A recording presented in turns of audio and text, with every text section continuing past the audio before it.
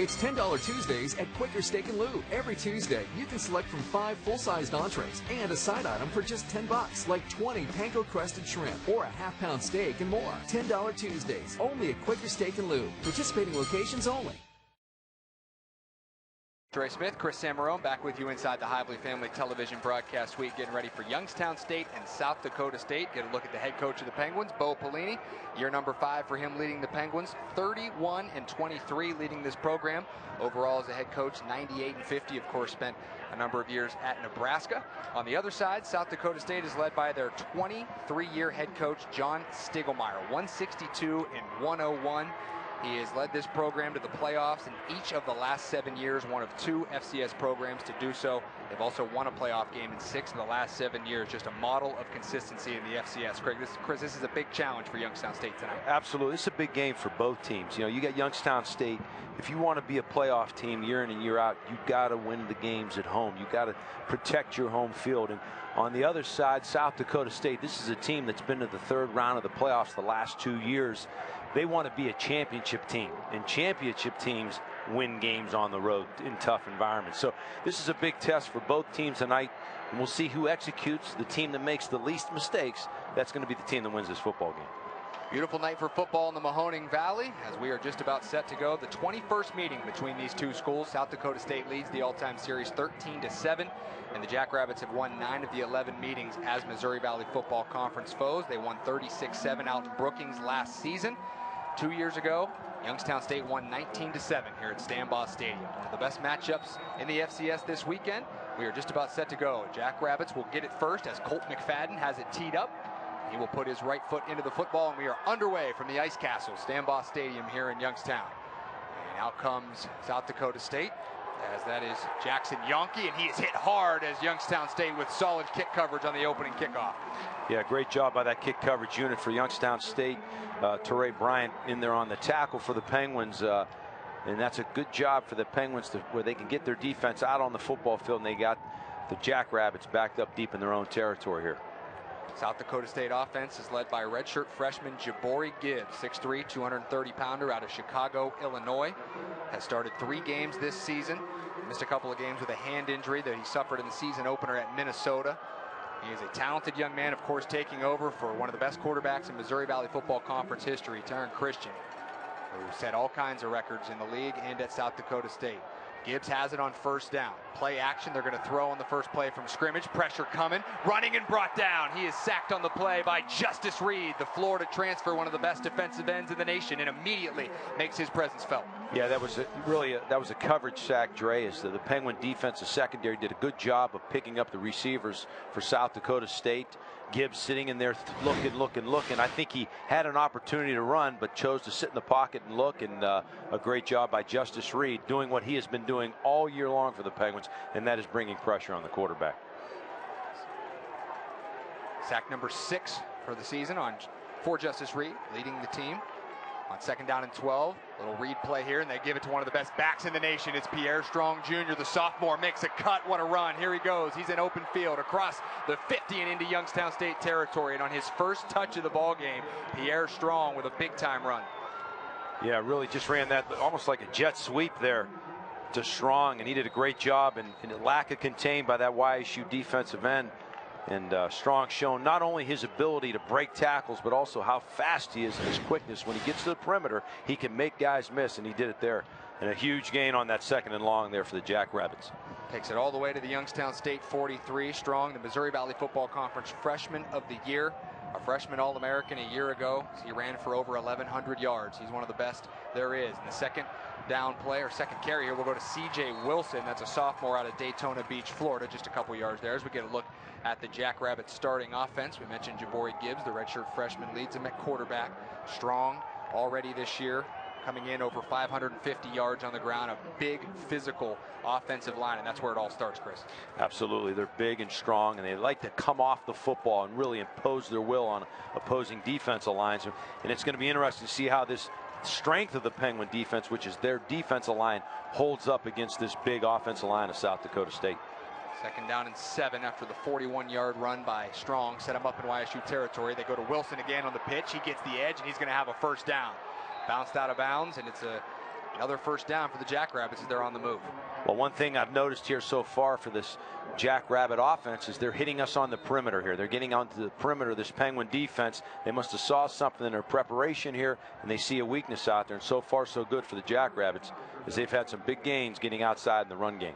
Get a look at the starting defense for Youngstown State. The front has been really solid all year long. DeMarco Craig has made an impact as a redshirt freshman at defensive tackle. Antoine Cook, his counterpart on the inside, had a career-high 7 tackles, 3.5 tackles for loss last week at Northern Iowa. Well, you talk about Strong and Wilson. They're fast backs. They can get to the perimeter. Quick throw outside, complete to Cade Johnson, who's one of the best wide receivers in the nation. The junior led the Missouri Valley Football Conference with over 1,300 receiving yards last year. Also had 17 touchdowns, which was tied for the most in the FCS. It's a gain of about 2 or 3 there, short gain. Yeah, Johnson on the Walter Payton watch list coming into the season. He's an exceptional talent, got great speed and great hands. And they're going to try to get him the football. That's the thing. They have so many weapons. It's trying to distribute that football to all these weapons. Will be interesting. On second down, little pitch play to Strong, maneuvers his way near the 20 to about the 21. And going to be about a yard shy of a first down, so set up 3rd and short. Again, you saw that short toss out to the left side. Again, trying to get Strong and Wilson, they're 2 backs who have, again, great speed, trying to get them to the perimeter of that Penguin defense. Again, their preparation probably said we'll have more success maybe getting outside on this Penguin defense as opposed to the interior. But don't be surprised when you see that so many times they don't pop some runs up the middle of this Penguin defense. 2 backs in the game. Handoff goes to Wilson, and there's a host of Penguins there. A late push as he falls forward, but I don't think it's going to be enough. The Youngstown State defense says it's 4th down, and the spot will stay the same. So the front of Youngstown State stood up big there. Yeah, the Penguin defense there, a run blitz there, as you saw some Penguin defenders, some defensive backs, their linebacker Ray Anderson on a blitz and doing a good job. Good job by that Penguin defensive coordinator, who was Bo Pelini, who dialed up something there to come up with a big play and force this 4th down in less than 2 yards. Big play to start this game in the first quarter. No hesitation by South Dakota State. They keep the offense out there as Jabari Gibbs quickly runs up under center after starting in the pistol, and now going to walk away, and we'll see. He pretends like he doesn't hear the play call, and they snap it to the running back, and it's going to be an easy first down. As I believe it was Pierre Strong. No, check that. Mikey Daniel, number 26, the senior out of Brookings, South Dakota, took the direct snap and charges forward for a first down. Yeah, you got to give him credit there. That was a great call there. Really caught the Penguins off guard. You know, acting like they were trying to draw the Penguins offside. Gibbs walks away, direct snap to the tailback Wilson, first down.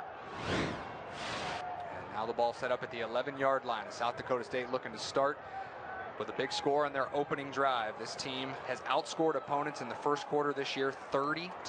So they've done a tremendous job jumping out in front of opponents. Only loss of the year coming at Minnesota in their season opener, and they lost that game by 7. Gibbs on a design quarterback run, and the Penguins were not fooled as a number of red jerseys are there. Melvin Jackson's in on the play along with Ray Anderson.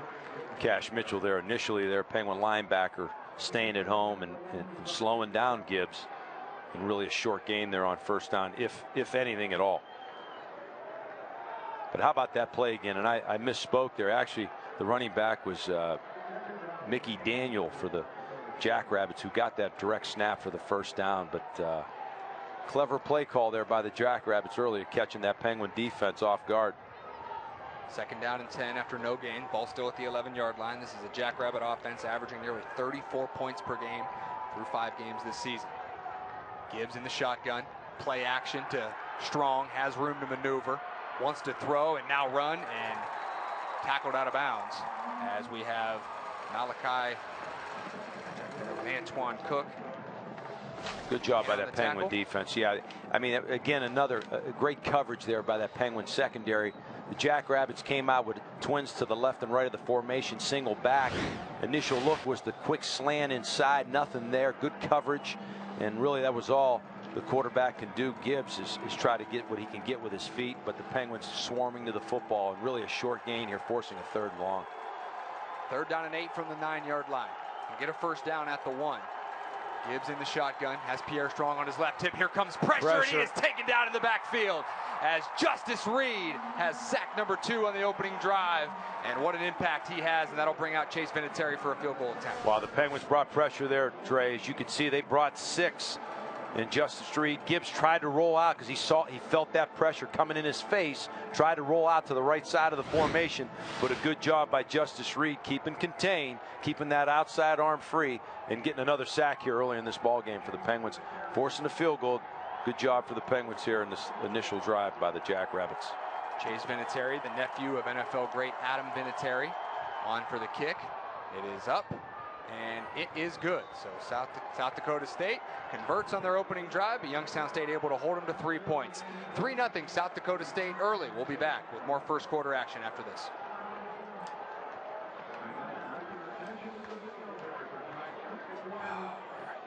As a former quarterback here at Youngstown State, Penguins football has a very special place in my heart. I understand what it takes to be the very, very best.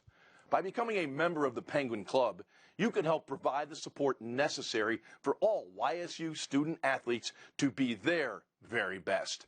You'll receive great benefits like priority season tickets, game day parking, and access to hospitality rooms. Part of your contribution will be tax deductible and benefits.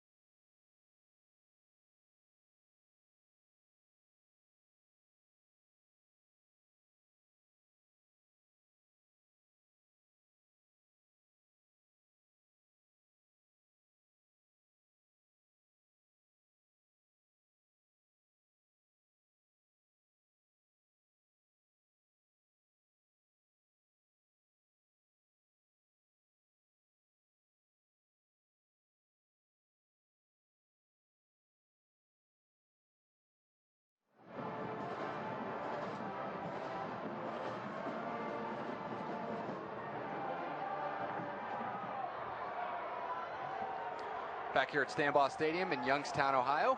Just under 8 minutes remaining in the opening period between Youngstown State and South Dakota State. The Jackrabbits with a 36-yard field goal from Chase Vinatieri on their opening drive to jump ahead.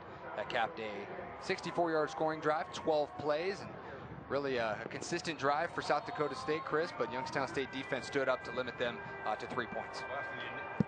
After the initial sack, you saw that big run by Strong, got him out past midfield, and then another couple big runs again to the perimeter, attacking that Penguin defense on the perimeter. But the Penguins hold up, force a field goal. That's a win early in the ball game for that Penguin defense. Vinatieri will kick it away.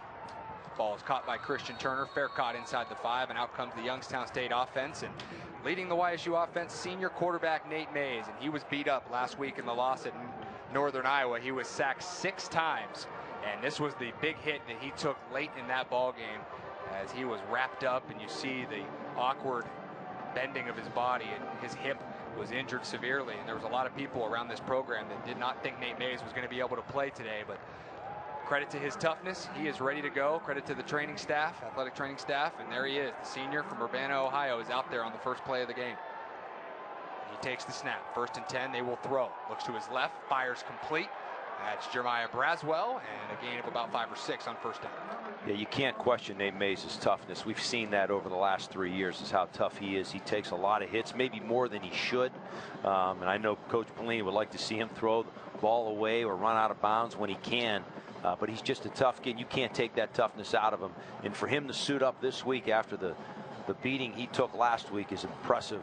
But the one thing the Penguins got to do to protect him this week is be able to run the football. Another throw, this time out wide, and that was a wide open completion, and it is dropped by Braswell. He caught the first one, but that time was looking to run upfield before he secured the football, and it'll bring up 3rd down. Well, the Penguins recognizing that soft coverage out on the perimeter, and Braswell just really a simple out pattern there. really a hitch pattern there, and a quick throw by Mays. A good throw, should have been caught for the first down, but instead the Penguins are looking at 3rd and 5. Braswell came in as the Penguins' leading receiver, 13 catches, 266 yards, had a 75-yard touchdown reception from Mays last week at Northern Iowa. 3rd down and 5 from the 30. Mays will take the snap. Pressure coming, fires outside, and there is nobody home. A miscommunication between Mays and the intended receiver, Kendrick Mallory, and the drop really hurts the Penguins there as the punt team comes out. Well, timing route there. I think Mays thinking Mallory was going to run it out beyond the sticks. Instead, he ran in, and an incompletion, miscommunication. And the Penguins, well, it started with the drop pass on the 2nd down play, which would have got them the 1st down. So the Penguins 3 and out on their first possession. Redshirt freshman Nick DeSalvo on to punt. 22 punts this year, an average of 35 yards per punt, long of 58. Gets this one away. Yonke back to return, catches it on a bounce. Good job to field that ball. Gets around a man, makes another man miss, and up to about the 45-yard line, and that'll take us to a timeout. 6:54 remaining in the first quarter. South Dakota State up 3-0 with the football when we come back.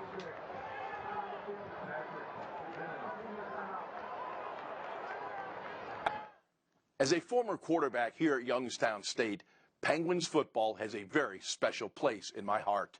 I understand what it takes to be the very, very best. By becoming a member of the Penguin Club, you can help provide the support necessary for all YSU student athletes to be their very best. You'll receive great benefits like priority season tickets, game day parking, and access to hospitality rooms. Part of your contribution will be tax deductible and benefits the YSU Athletic Scholarship Fund. To join the Penguin Club, call 330-941-1YSU or go to ysusports.com.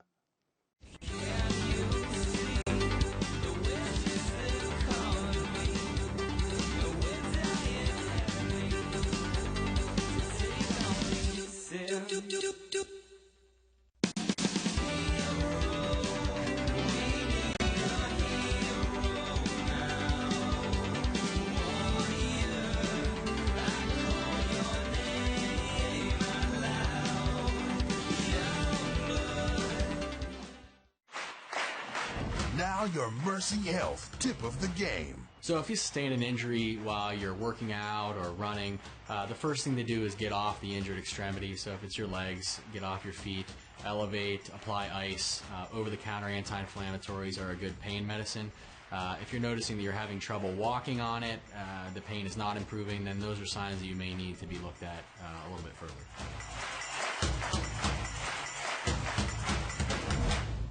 Big selection. But small prices. Big savings. And small payments. Big reputation. But a small town dealer. Haas Auto Group. Big and small, and everything in between.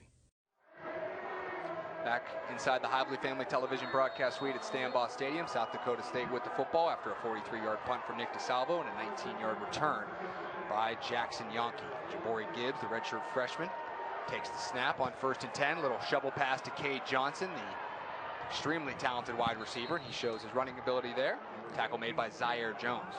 Yeah, Johnson in motion. Again, we're seeing the Jackrabbits attacking this Penguin defense on the perimeter. Feeling confident that they can get outside on this Penguin defense, and we've seen it so far. And we'll see what adjustment the Penguin defense does to try to stop those runs, where they've had a lot of success here in these first 2 series for the Jackrabbits. Brings up 2nd down and 3 from the 47. To a receiver to the left, and we have a whistle before the snap. And we're going to get a timeout called by South Dakota State as John Stiegelmeier did South not Dakota like what State, he saw there. their first charge timeout of the half. His first timeout with 6:19 remaining here in the opening period. And we're going to keep it here, 30-second timeout. And Chris, so far, Youngstown State offensively seemed like they had some rhythm there, but the drop pass, now South Dakota State with the football driving. If they jump out early on you, it's really tough to get back going. This is a team that when they jump out early, it's hard to recover from. Well, you know, watching the South Dakota State team over the years, and this is a team that really in the series has dominated this Penguin football team, and they play a physical style of football, but they also have a lot of skill where they can beat you with big plays, and they got some skill at the running back position obviously this year, and Johnson out at wide receiver. So you're right, Dre. the Penguins can't afford to fall behind too much, especially when you got a quarterback, that's pretty much banged up. He's slightly injured, so we're going to lose his ability to make big plays in the running game. So the Penguins, this is a big series for this Penguin defense to be able to force a punt. 2nd down 3 after the timeout. Gibbs, pressure coming again, throws over the middle. Looked like Adam Anderson wasn't ready for the football, but he made the catch. A nice adjustment there. Checked out the catch made by Pierre Strong Jr., number 20, so doing it on the ground and in the air. He's a talented dual threat, the sophomore out of Little Rock, Arkansas. Picks up a 1st down to the 32. Yeah, Strong matched up with a linebacker. Good job by Gibbs hanging in the pocket. A lot of pressure on him there. We saw Justice Reed again getting in and getting pressure, but hanging in there strong and delivering a good football for Strong to catch and another 1st down. Goal. Gibbs with the football. Pressure coming, and he is brought down on the play as he is sacked by DeMarco Craig, the talented redshirt freshman. This is a young man that Coach Bo Pelini and his staff believe has a chance to be really special, and he showed it there. Well, a little play action there, and you see the stunt there up front by Craig and Richmond, the defense end for the Penguins. Just a crossing stunt, a next stunt there. Craig on the inside, looping out wide, and Richmond coming down hard, crashing down in, and stunt well executed. And Craig finishing it with another sack for the Penguins. That's 3 sacks so far in this game. So they are getting pressure on Gibbs, but they need to stop the run game on the perimeter here to really get this Jackrabbit offense off the football field. Craig came in leading the Penguins with 8 tackles for loss. That was a loss of 8. Here's Gibbs on a design quarterback run, and he has stood up. Justice Reed is in there. Cash Mitchell also. Zaire Jones is in on the mix as well. So the Penguins force now a 3rd and long. It's going to be 3rd and 15 from the 37. Yeah, design quarterback run, pulled the backside guard around, and the Penguin defense doing a good job getting to the football and forcing a 3rd and 15 here for the Jackrabbits. And let's see if that Penguin defense dials some pressure up here, because they've been able to get the Gibbs so far, obviously with 3 sacks in this 1st quarter. We'll see if they can get another one here on a big 3rd down. 3rd and long was a bugaboo for the Penguins defense last week. They gave up some big 3rd and longs that changed the look of that game. Here's a tip. The ball's knocked down though by Gibbs. An alert play by the quarterback as it was tipped up. Malik Richmond looked like he might snag it, and the quarterback Jabari Gibbs wisely knocked it to the turf, and that will force a Jackrabbit punt. Well, I tell you what, that play was set up perfectly. If it's completed, there's a lot of room to run there for Pierre Strong, and fortunately Richmond able to get his hand on that football and force a punt here. Big play by that Penguin defense. So after it looked like South Dakota State was going to march down and add to their lead, possibly, the Penguins defense holds, and out comes the punter for South Dakota State, and that is the sophomore Ben Dinkel. 18 punts this year, an average of 42 yards per kick. And here's a flag before the snap. We're going to get a false start against the Jackrabbits, and that'll back them up 5 more yards. False start, offense, number 29, 5-yard penalty. Still 4th down. Another impressive thing of the South Dakota State football is their special teams. I mean, we've seen it up with Vinatieri and the number of years he's produced for the Jackrabbits. I mean, in all phases, this team is good offense, defense, and special teams. They do a good job. Stiglmeyer really has done a great job with this program and has made them one of the elite programs in the FCS level. And the punt is away, and it is not a good one. As soon as I say that, we get a short punt. And then Jake Coates comes up into traffic, makes the catch, but the flag is thrown. I think that's going to be interference with the catch there, the fair catch by Coates. And Coates has been really good in the punt return game. 11 punt returns for 174 yards and a touchdown over his last 2 games. Dinkel, it's funny, as soon as I compliment the special teams, Dinkel probably hits his worst punt of the year so far. And a great job by, we talk about that special teams, the Penguins also have progressed throughout the course of this season, Dre, in their special teams department. Kicking team and number 5. Jake Coates as a returner. 15-yard penalty if he from the spot of the foul. Youngstown State keeps the football. 1st down. And that'll take us to a timeout. 4:11 remaining in the 1st quarter. Still 3-0 South Dakota State. Youngstown State will have the football when we return to Stanbaugh Stadium. The feeling when my hands are on the piano, it's become comforting. It's somewhere that I can express myself. I go to Youngstown State University, and my passion is playing music. YSU is allowing me to take what I love and turn it into a career and do it every single day of my life.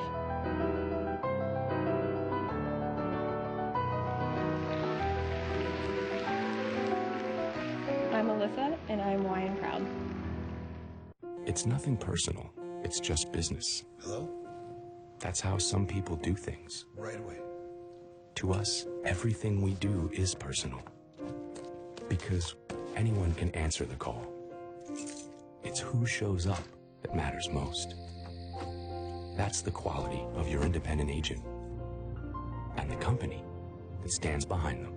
McCammon Hunt Insurance Agency in Boardman is your local independent auto owners insurance agency. When should I take these pills? Did I take these? If this is a problem you wrestle with daily, Hometown Pharmacy is your solution. Hometown Pharmacy will organize all of your meds in easy-to-use daily packs. Plus, we'll fill your prescriptions in 15 minutes or less. And if you can't come to Hometown, we have free weekday delivery. Organize your meds, fill your prescriptions in 15 minutes or less, and free weekday delivery. Hometown Pharmacy, wellness that's part of your neighborhood.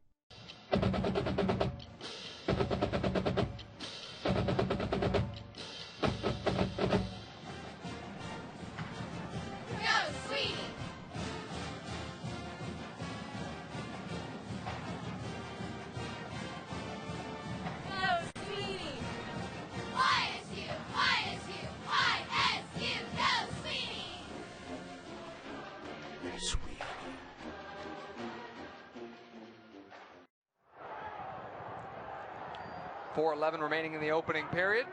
3-0 South Dakota State. Youngstown State with the football, 1st and 10 at their own 37 after the fair catch interference on the punt. Here's a delayed handoff to the speedster Joe Alessi. He's got a little bit of room, gets outside, runs right through Logan Backus, the linebacker, and powers across midfield. What a run by Joe Alessi, the senior from North Lima, the leading rusher for this team, and he showed some physicality there. Well, the first series, the Penguins came out, again, 4 wides, and they tried to throw it all 3 downs. Here they come out in the same set, 4 wide receivers, but this time a draw play to Joe Alessi, good blocking up front, and he takes advantage of it with 15 on 1st down. 1st and 10 at midfield. Alessi again in the backfield on the left hip of Mays. Takes it again, and this time there is nothing doing as South Dakota State was all over it. They tried to go right back to Alessi, and here's some late contact after the whistle, but South Dakota State was ready that time. Yeah, great penetration there by the left side of that defensive front. Number 99 for South Dakota State did a great job. Khalib Sanders getting in there from his defensive tackle position and really blowing that play up at the start. So the Penguins with a big play on that first play from this series, and now lose 6 on the second. So behind the chains here, and 3 wides with a tight end and Alessi in the backfield. After a 13-yard run, a loss of 6.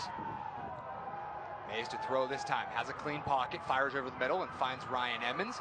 He'll fight forward across midfield and picks up some yardage back after the loss, and there is going to be some late flags, and you saw that coming as there was some extracurricular activity on the previous play, and it looked like that was Crockett Krolikowski, maybe number 69, the defensive tackle, who might have gave the late push. We'll see who this goes against. Sometimes they get the second guy, Chris. That happens a lot of times. Never the guy that initiates, it's all the guy that retaliates that gets the call, and I believe that's what you're going to get here. I think it was Tim Zinni trying to clear the pile at the end of that play, and little scuffle there between Zinni and one of the defensive linemen for South Dakota State. And then you saw number 69 for South Dakota State, Krolikowski, coming in there. After the play was over, knocking Zinni to the ground. Unsportsmanlike conduct. Defense, number 69. Big play there. 15-yard penalty before the dead ball spot. For the Penguins. Number 69's first unsportsmanlike conduct in the game. Jackrabbit territory, all the way down inside the 35-yard line. So 2 Jackrabbit penalties proved costly. Fair catch interference, and now the personal foul after the play as you get a look, and there it was. Yep, there was a push from Zinni first, and then Krolikowski retaliates, and he gets the flag, and that's a tale as old as time. That's how that usually goes. So regardless, it's Youngstown State football, 1st and 10 at the 34. Mays is in the shotgun, 2 backs. And the handoff's going to go to Alessi again, trying to navigate, and just not a lot there as he picks up maybe a yard. Yeah, again, penetration there by that front.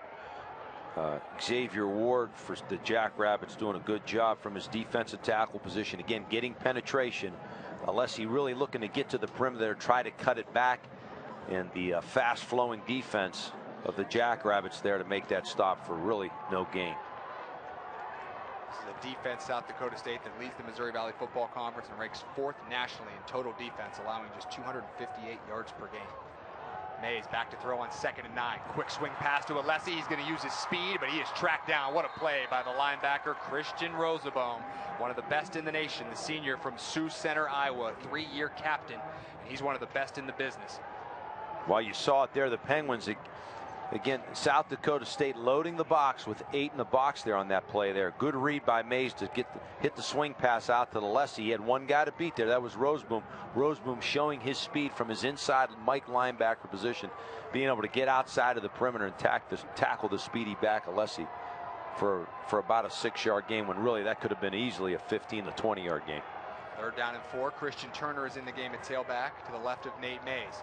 He's going to hand it off. No play action. He's got it. He's got plenty of room. Mays to the 10, 5, touchdown, Youngstown State. Nate Mays runs it in, and the Penguins take the lead. And hopefully Mays is not injured, as it looks like he took a great hit there. Comes up gimping, but what a run. Ran the read option there with the fake.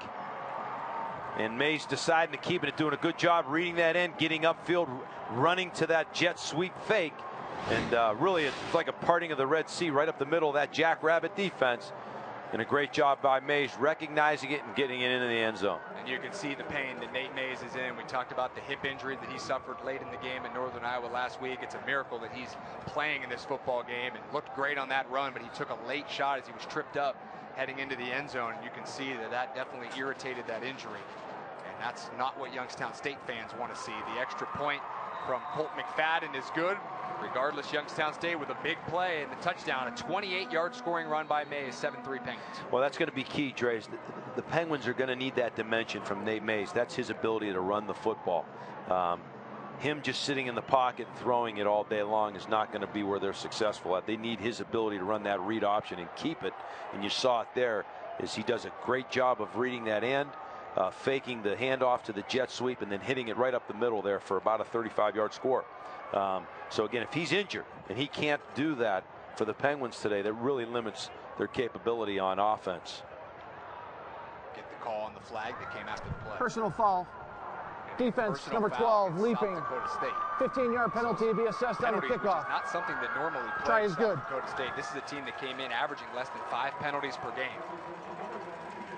We're going to get a look at Nate Mays' touchdown run, and we'll look at the end of the play to see where this injury might have happened. And here it was. And just unfortunately, he trips over the legs of Diamond Evans, the defensive back, and it wasn't even really an action play. No, he was already 5 yards into the end zone. Tripped up going in, and now it'll be interesting to see what his status is moving throughout this game. This Youngstown State offense just is different with Nate Mays in the game, an experienced player. Well, they need him. He brings a lot of experience, a wealth of experience to that position. But he's tough, and he's a leader, Dre. And you know, you can't measure that as when he gets into the huddle and those other 10 guys are looking at him. You know, there's a confidence that he brings. And if we lose him, or really even losing his ability to run the football, it really hampers this YSU offense. So we'll see how he responds. Just a late trip up there 5 yards in the end zone. We'll see how that affects his ability to play the rest of this football game. But like you said, John Stickelmeyer's done a great job over the years with his football team and their discipline. You don't see the type of penalties we've seen so far in this last series, them commit those type of penalties. That kickoff from midfield after the penalty. So Cade Johnson makes the fair catch inside the 10. And South Dakota State will come out now trailing 7-3. As we get a look at Nate Mays trying to work that hip out. It does seem to be okay. His teammates had to carry him off the field. My understanding, and I'm not a physician by any stretch, my understanding is a soft tissue injury. So those type of injuries, you do got to keep them loose. They can tighten up quickly on you. So you'll see him probably on the bike between every series offensively, just so he can stay loose and stay in this football game.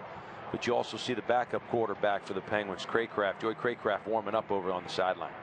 South Dakota State back on offense. Jabari Gibbs, the quarterback, 3 of 4 for 27 yards thus far. Pierre Strong, 2 carries, 45 yards. Most of that coming on a big 41-yard run on their opening drive. 1st and 10 from the 25. Gibbs going to give to Pierre Strong Jr., and Youngstown State shuts it down. And a number of players led by Zaire Jones, the transfer from Vanderbilt. He came flying up to make that play. Well, the Jackrabbits come out too tight. It's a power look here, handed inside. You know, again, they've had success early in this ball game running to the perimeter. They hand the Strong inside with that 2 tight end look. And Zaire Jones, free safety for the Penguins, getting involved in the run game and getting some penetration and making a play for no gain for that Penguin defense. So we've seen South Dakota State come out in a 4-wide look here. We've seen them go 2 tight ends. Really mixing things up early on in this ball game. Very multiple offense. Very diverse. 2nd and 10 at the 25. Gibbs this time going to throw in the pocket. Has time, and it's knocked down by Antoine Cook. Cook has been playing so well. The young defensive tackle who had 7 tackles, a career high last week, gets his big paw on that one to make it 3rd down. Well, Gibbs had Johnson over the middle. He was open, but just kind of hesitated a little bit. And a great job by that Penguin defensive line. And as you said, Antoine Cook has done a good job all year for the Penguins. Really, both of their defensive tackles, Craig and Cook, have done a good job not only in the run game, stopping the run, but also in getting pressure on the quarterback. And you saw Cook get his hand up in the air and bat down that football. 3rd long for the Jackrabbits. South Dakota State has converted 38% of their 3rd downs this year. Gibbs stands in the pocket, fires into traffic, and it's incomplete. And they're going to say incomplete. Melvin Jackson thinks he got it. As you see number 23, Jackson jumping up and down, pleading for the interception, but the official comes in and waves it off, says incomplete. Youngstown State's defense, though, looking strong as they force another punt. Yeah, great. Look at it. And that ball into traffic, and you see John Harper and Melvin Jackson in there. And you see Jackson and Cade Johnson fighting for the football, and Jackson thinking that he picked it off. Well, Gibbs looking Johnson's way the whole time during the development of that play. And that Penguin secondary so far in this ball game has done a great job in coverage, and they were there once again, and a 3-and-out here for the Penguin defense. And they're going to review this play to get a better look at it here into traffic. And that's an interesting call. I think that ball never hit the ground. Possibly, it looked like that might have been. Unfortunately, the standard call didn't complete on the field. You would need some significant, indisputable evidence here to overturn that call, and I don't know if there's enough camera angles to be able to see it. Gibbs throws it low. That's typically where you want to throw it, but a good job by Jackson to fall off his man. Yeah, I don't think there's enough there to overturn what was called on the field, Dre. The official had as good of a look at it as anybody. Better than what our camera angle can show, that's for sure. That was the headlinesman Gordon Hansen who made the call, and now the referee Matt Gallagher will take a look at it with the replay officials up top. Melvin Jackson came in to vie for the interception. Jackson, a sophomore, 6 foot 175 out of Cleveland, Ohio, playing for Lakewood St. Ed's. Getting the start today. Jackson doing a good job here early on. Again, that Penguin defensive secondary as a whole has done a great job in coverage today, as we saw the Penguins with 3 sacks. 2 of those were because of coverage being so good, allowing that defensive front to get to the quarterback. Call does stand, not enough evidence to overturn it, so it remains 4th and 10, and Ben Dinkle is on to punt for the 2nd time. Back deep is Jake Coates, the talented punt returner, junior from Warren, Ohio, who had a 63-yard punt return touchdown against Robert Morris a couple weeks ago. Pressure comes as the Penguins nearly got there. Dinkle just got it away, and Coates makes the fair catch, and he's interfered with for the second time in as many punts. Yeah, unbelievable. Jake Anderud, cornerback, sophomore out of Rapid City, South Dakota. I think that's the 2nd time he's interfered with Jake Coates trying to field a punt. Now Coates calls for the fair catch relatively late in this punt, but enough time for Mr. Anderud to stop and not have contact with Coates. Catch interference. And if this isn't kicking team number 25. 15 yards from the spot of the foul. Another big penalty against the Jackrabbits. I think that's 4 so far this ball game that have been significant. A lot of yardage for the Penguins in their favor because of Jackrabbit mistakes. Yeah, uncharacteristic penalties thus far. They normally average less than 5 penalties per game, and already with 4 here early. So Youngstown State taking advantage, and they're going to have good field position once again. Well, the Penguins went after that punt, Dre, and really, you got to say that was a great punt by Dinkle, as he had really the ball was fair caught at about the Penguin 35-yard line. Instead, a 15-yard penalty against the Jackrabbits, and the Penguins now start out at midfield to start this drive after coming off a big touchdown in their last series. Youngstown State leading 7-3. Nate Mays back in the football game after being shaken up on the 28-yard touchdown run in the Penguins' last drive. On 1st down, turns and hands to Alessi, who pushes forward for about 2 or 3 yards. Christian Rosaboom, Logan Backus, the 2 great linebackers in there on the play, 2 captains on the South Dakota State defense. Yeah, how quick those linebackers get to the football. The Penguins pulling the backside guard around with 2 tight ends in the game. And that will do good job by that Jackrabbit defense. That'll do it for the first quarter of play. Youngstown State 7, South Dakota State 3. Back with the start of the second quarter in just a few.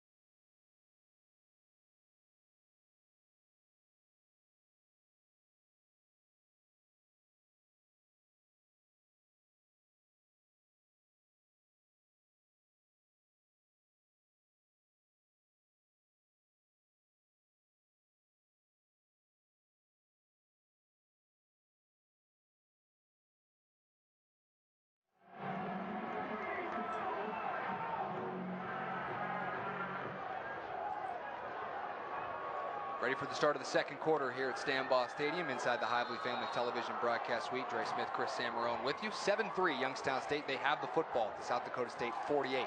Nate Mays in the I formation under center. Play action. Pressure coming, takes the hit, gets it out, and does complete the pass to Samuel St. Cyrin, the junior out of Delray Beach, Florida, and a first down. Tackle made on the play for South Dakota State by Don Gardner. Yeah, the Penguins come out two tights, fullback in the game. Great play action fake by Mays. St. Cyrin, really man coverage out on the perimeter. Does a good job of running a great out route there. Good delivery by Mays with some pressure in his face. A big play for the Penguins there on 2nd and long to get a first down and keep this drive going as they get inside that South Dakota State Jackrabbit red zone area. 9th catch of the year for St. Cyrin. Youngstown State outgained South Dakota State 81-55 in the first quarter. First down and 10 at the 35. Mays, another play action. Turns, throws it into the flat for Ryan Emmons. Gets by one defender and then out of bounds. Another good gain as Youngstown State on the move. The tackle made, pushed out of bounds by Logan Backus. Well, I love that play. Just the concept there as they bring Emmons there as the in motion, sets up to the right side of Mays in the backfield. They fake the jet sweep to him, and then they throw it out to him in a swing pass out to the left side of that Penguin formation. And really, he was one-on-one with Roseboom, was able to outrun him, showing his speed. Emmons is that slot receiver, and the Penguins mixing it up well here in this second drive, the run and the pass. After a 13-yard connection to St. Cyrin, 10 yards to Ryan Emmons. Nate Mays did throw for a career-high 239 yards last week at Northern Iowa. 1st and 10 at the 25. This time, he will run it. He has room again as he kept it himself and up near the 20-yard line. Took a hit late as he went down.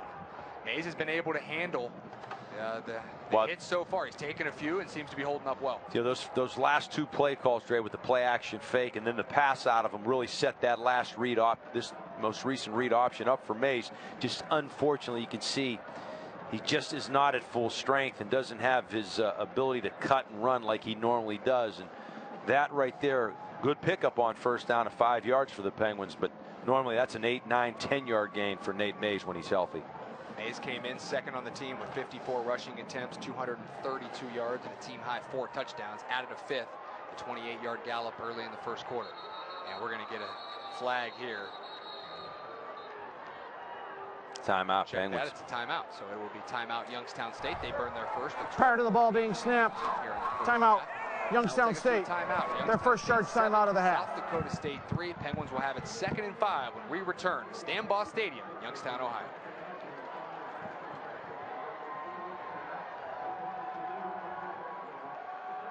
Mike, as how a long we former got? quarterback here at Youngstown State, Penguins football has a very special place in my heart. I understand what it takes to be the very, very best. By becoming a member of the Penguin Club, you can help provide the support necessary for all YSU student athletes to be their very best. You'll receive great benefits like priority season tickets, game day parking, and access to hospitality rooms. Part of your contribution will be tax deductible and benefits the YSU Athletic Scholarship Fund.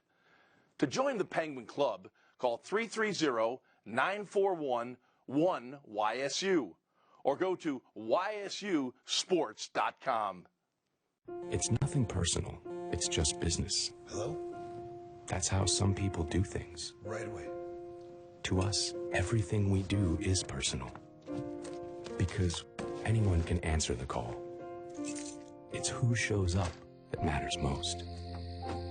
That's the quality of your independent agent and the company that stands behind them. Novak and Davis Insurance in New Middleton is your local independent auto owners insurance agency.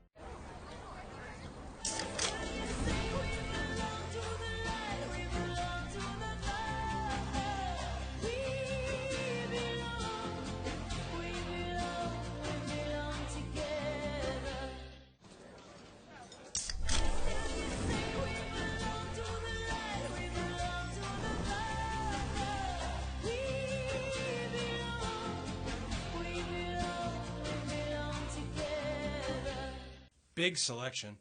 But small prices. Big savings. And small payments. Big reputation. But a small town dealer. Haas Auto Group. Big and small, and everything in between. Just under 13 minutes remaining in the 1st half. Youngstown State with the football, leading 7-3. And into the football game at quarterback is freshman Mark Wade. His first snap of the game, design quarterback run, and he's got some room, puts his head down, and gets inside the 15-yard line. And this is what he does best. The freshman had 2 rushing touchdowns earlier in the year against Duquesne. He's been a run package quarterback, and he gets a good carry there as he gets inside the 15. Well, the local product out of Girard High School, you know, again, he does a great job of being able to run inside the tackles for the Penguins at that quarterback position. Great experience from his high school of running that read option. As you saw the Penguins that last play with trips wide receivers to the left, split backs to the left and right of Wade. And again, running the read option and keeping it and picking up a 1st down. And a nice dimension when you can bring him in and give Mays a little bit of a blow and letting him rest up and not take another hit. Another 1st down up to the 14. Mays hands off to Joe Alessi, and he is met in the hole by a host of white jerseys as South Dakota State was ready that time, and some more pushing and shoving after the play. Can you tell this is an important Missouri Valley Football Conference game? These two teams, they understand the significance of this one tonight. Well, absolutely. But you know what? That's South Dakota State. They're a physical football team. They're going to beat you, really, when they're at their best. They're running the football down your throat, coming after you, and then defensively, they're controlling the line of scrimmage. And that's what they want to do and allow their running back or their linebackers to run free and make tackles. Very talented up front, and you saw it right there as they stuffed that hole initially. No gain for Alessi. Christian Turner now into the game at tailback on the right hip of Mays. Mays going to throw, has a man open, finds his big tight end Miles Joyner, gets out of a tackle looking for the end zone and came up a yard short. They're going to mark him down at the 1 yard line. And I think that's the right call, as he was down short of the goal line. Joyner, the 6'4", 250-pound sophomore tight end out of Dayton. He is an athletic specimen at tight end, and that was impressive. Well, you saw him split outside at the end. They had twins left and right of the formation. He was that inside wide receiver, just a quick hitch route and throw, and able to make a guy miss. Penguins rush to the line as Mays tries to put his head down and get over the goal line, reach the ball out. I hope they don't call a fumble here. And touchdown. Now it's waved touchdown as the call was delayed, but he's in. Touchdown. Nate Mays with his second rushing touchdown as he reaches out, gets it over the line, and Youngstown State has jumped out to a 2-score lead. Risky move there by Mays. Initially, great job at the point of contact by that South Dakota State defensive front, stopping that quarterback sneak, getting good penetration. Mays taking a chance there, extending that football beyond the goal line to get that touchdown. Wouldn't be surprised if this gets reviewed. Here it is. Under review. Of course, scoring play. They're going to take a look at it here. You got to think this one will be very tough to overturn as well. Well, again, it depends on the number of camera angles, and I don't know if we have one on the goal line to be able to see this, to tell if he was able to extend that beyond the goal line. But again, a very risky play by Nate Mays. Initially, again, great penetration, not much there. Did he get it out over the goal line without fumbling? Again, that ball may have been loose before he was able to cross the goal line. We'll see. Certainly tough to tell. But that angle isn't enough. As you see Mays with the hard hat and sledgehammer.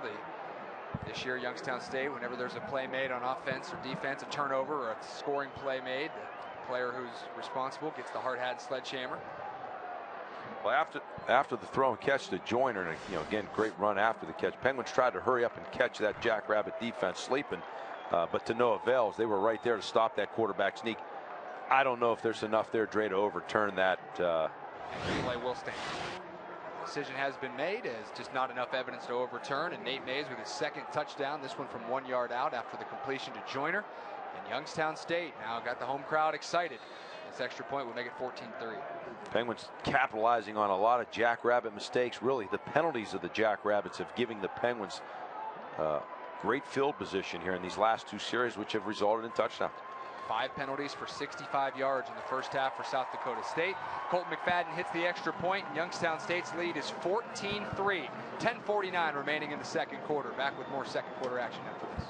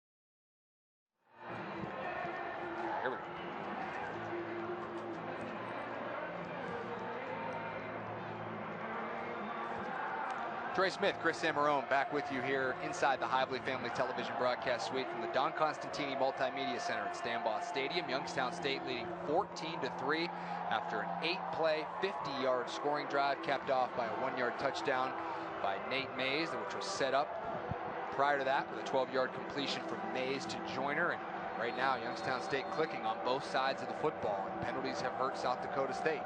Colt McFadden will kick it away.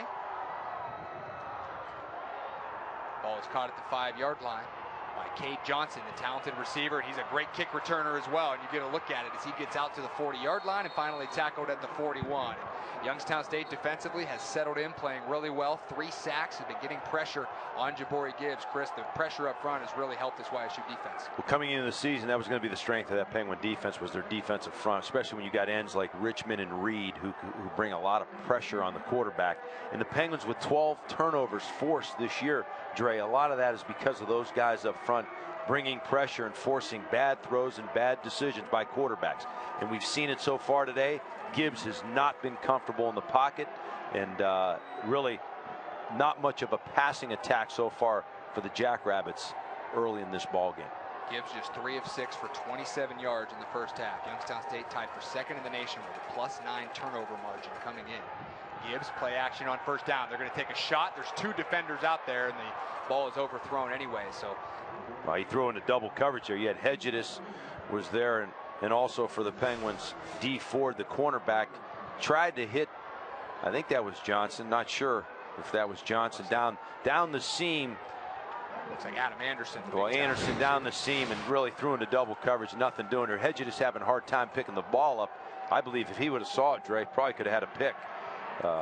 So again, Gibbs and this Jackrabbit offense having a tough time early on here throwing the football, and we just talked about it briefly here a moment ago. A lot of that due to this Penguin defensive front bringing pressure. 2nd down and 10. 2 receivers to the left, 1 right, 1 back on the left hip of Jabari Gibbs as he looks over at the sideline. We've seen both teams, both offenses in this game use multiple formations. 4 wides, 2 tights, and a fullback. Both teams really do a good job of mixing it up. Quick pitch that time outside to C.J. Wilson, and nothing doing as John Harper, Ray Anderson, a number of Penguins were all over it, and Wilson had nowhere to go. Well, John Harper, cornerback, immediately on that pitch attacked the inside shoulder of that stock block there on the perimeter and was able to make an open field tackle. The Jackrabbits in their first series had success hitting the perimeter. Not so much anymore. Really, this Penguin defense has made some adjustments from that first drive by the Jackrabbits and have done a great job really limiting what the Jackrabbits want to do here. And again, it all starts up front by that Penguin defensive line who've been able to control the line of scrimmage.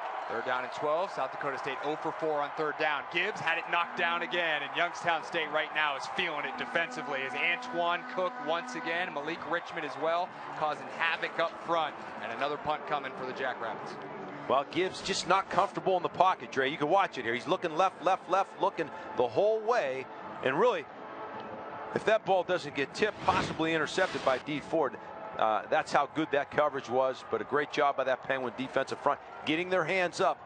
But Gibbs helping him, staring at his receiver the entire time, making it easy for them to read his eyes and get a hand up and get a hand on the football. Just 79 total yards for South Dakota State, and we have a flag, and it is a false start on South Dakota State. Well, you wonder, Dre, if that early injury by Gibbs in that Minnesota prior to the ball game being snapped, really limited his false start, ability to number carry 25, the coming into the season, he was that 5-yard penalty quarterback where he can beat you still throwing 4th the down, football, but can also beat you with his feet running it. We haven't seen much of that today as he's tried to run the ball, but to no avail on this Penguin defense. And again, I wonder if that injury early on is still lingering in this season, as he missed a couple games earlier this season. Had a hand injury that he suffered against Minnesota, and that was a game that South Dakota State led 21-20 in the 3rd quarter, really pushed the Gophers in that game, could have won that game. And Gibbs suffered that injury, missed a couple games. And you're right, Taryn Christian, one of the best quarterbacks we've seen in the Missouri Valley Football Conference. He was a true dual threat, hurt you on the ground and with his arm. And Gibbs really to this point has not been the running threat that Christian was. It's 4th down, 17. Dinkel to kick it away. Gets his right foot into it. Jake Coates is back high into the sky. Another beauty. And Coates makes the fair catch at about the 17-yard line. And that'll take us to a timeout. 9:44 remaining in the first half. Youngstown State 14, South Dakota State 3.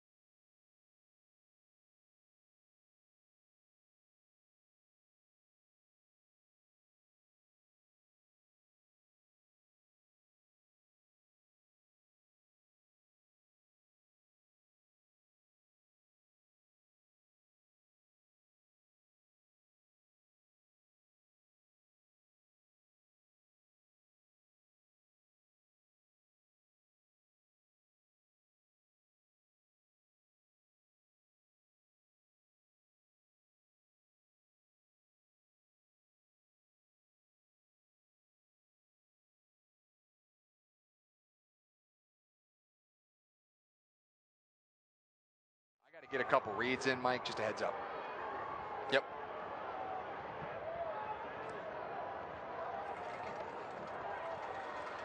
Back here at Stambaugh Stadium, just under 10 minutes remaining. First down and 10. Youngstown State with the football and into the game for the first time. Sophomore quarterback Joe Craycraft. The third quarterback we've seen today for Youngstown State. He'll hand off to Christian Turner, makes one man miss, gets upfield for a couple yards. Well, they ran that jet sweep there to Turner. Did a good job cutting it back. Really nothing there initially is that penetration by that defensive front of the Jackrabbits there to force that back inside, but Turner doing a good job getting something out of nothing. There's Joe Craycraft, 9 of 14 for 101 yards, 1 touchdown. Has also ran for 58 yards and a touchdown this year. As Craycraft would have been the guy to start tonight if Nate Mays wasn't able to go. He's played a little bit this season, and I got to think right now maybe Youngstown State trying to give Mays a little bit of a break, a little bit of a blow to catch his breath and let Craycraft handle the offense with your team ahead by 11. Craycraft going to throw and a nice ball to the sideline, and the catch made out there by Zach Torbert. First down, Youngstown State.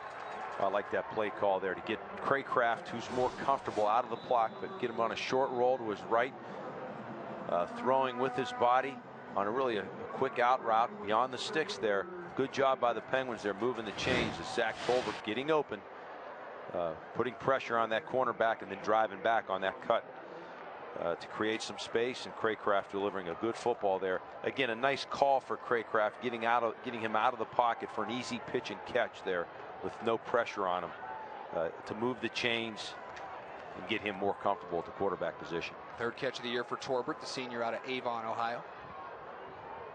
Motion, Craycraft going to hand it off. This is Christian Turner, the junior, and going to pick up a couple of yards. Not much doing there.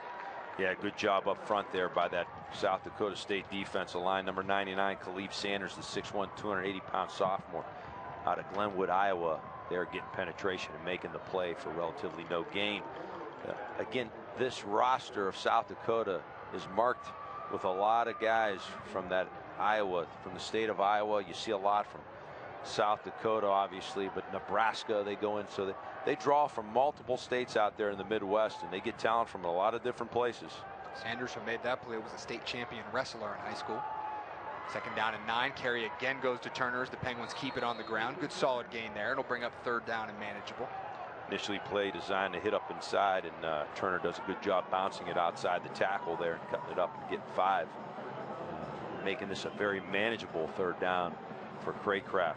We see number 68 for the Penguins coming out of the game. Their offensive lineman, Jordan Velez, appears to have a shoulder or an arm injury there as he exits on this 3rd and 3. Velez missed a couple of games earlier this year with a hand injury. Miles Douglas would be the next man up into the game at right tackle, or right guard, excuse me, to fill in for him. 3rd down and 4 for Youngstown State. Penguins are 1 of 2 on 3rd down here in the first half. Craycraft takes the snap, pressure coming, flushed out of the pocket, throws it downfield, coming back to the football, making the catch on the sideline is Samuel St. Cyrin. His second catch, that's a big one, and a first down, and the Penguins with some momentum right now. Usually that's a no-no, Dre, is when you have your quarterback running backwards against, against all coaching you would ever see at the quarterback position, running backwards, throwing off his back foot. But a great job there by St. Cyrin, reading the football in the air and going to get it, and making a play for the Penguins. Wow, these Penguins are marching on all cylinders right now as their offense is getting into a groove, and we've seen our 3rd quarterback here today with Craycraft under center for the Penguins. Craycraft confident on his first drive, a couple of nice completions. This time on first down, he'll turn and hand it. Joe Alessi and the Jackrabbits are all over it. Christian Rosenbaum and a host of Jackrabbits. Nothing doing there.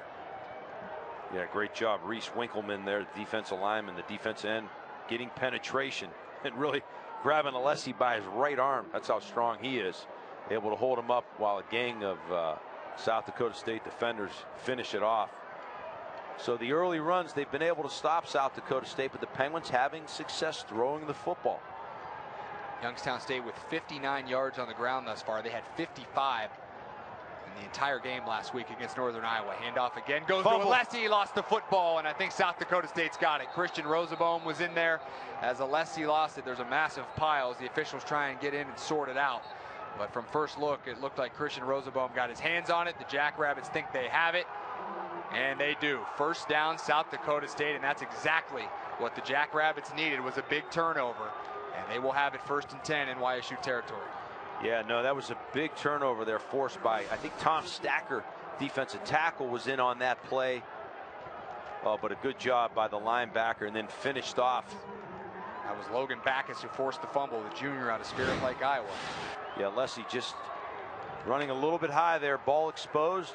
Great job by that South Dakota State defense, forcing the turnover. They needed that as the Penguins had a lot of momentum. Again, moving the chains, but a sudden change here. We'll see how this Penguin defense handles this first turnover of the ball game. Backus came in leading the Jackrabbits with 39 tackles. Just a veteran linebacker who's been all over the field and forces the fumble to get his team the football back. Handoff's going to go to Pierre Strong and just nowhere to go. Youngstown State is flying around defensively, and that front is playing extremely well. Not much at all on first down.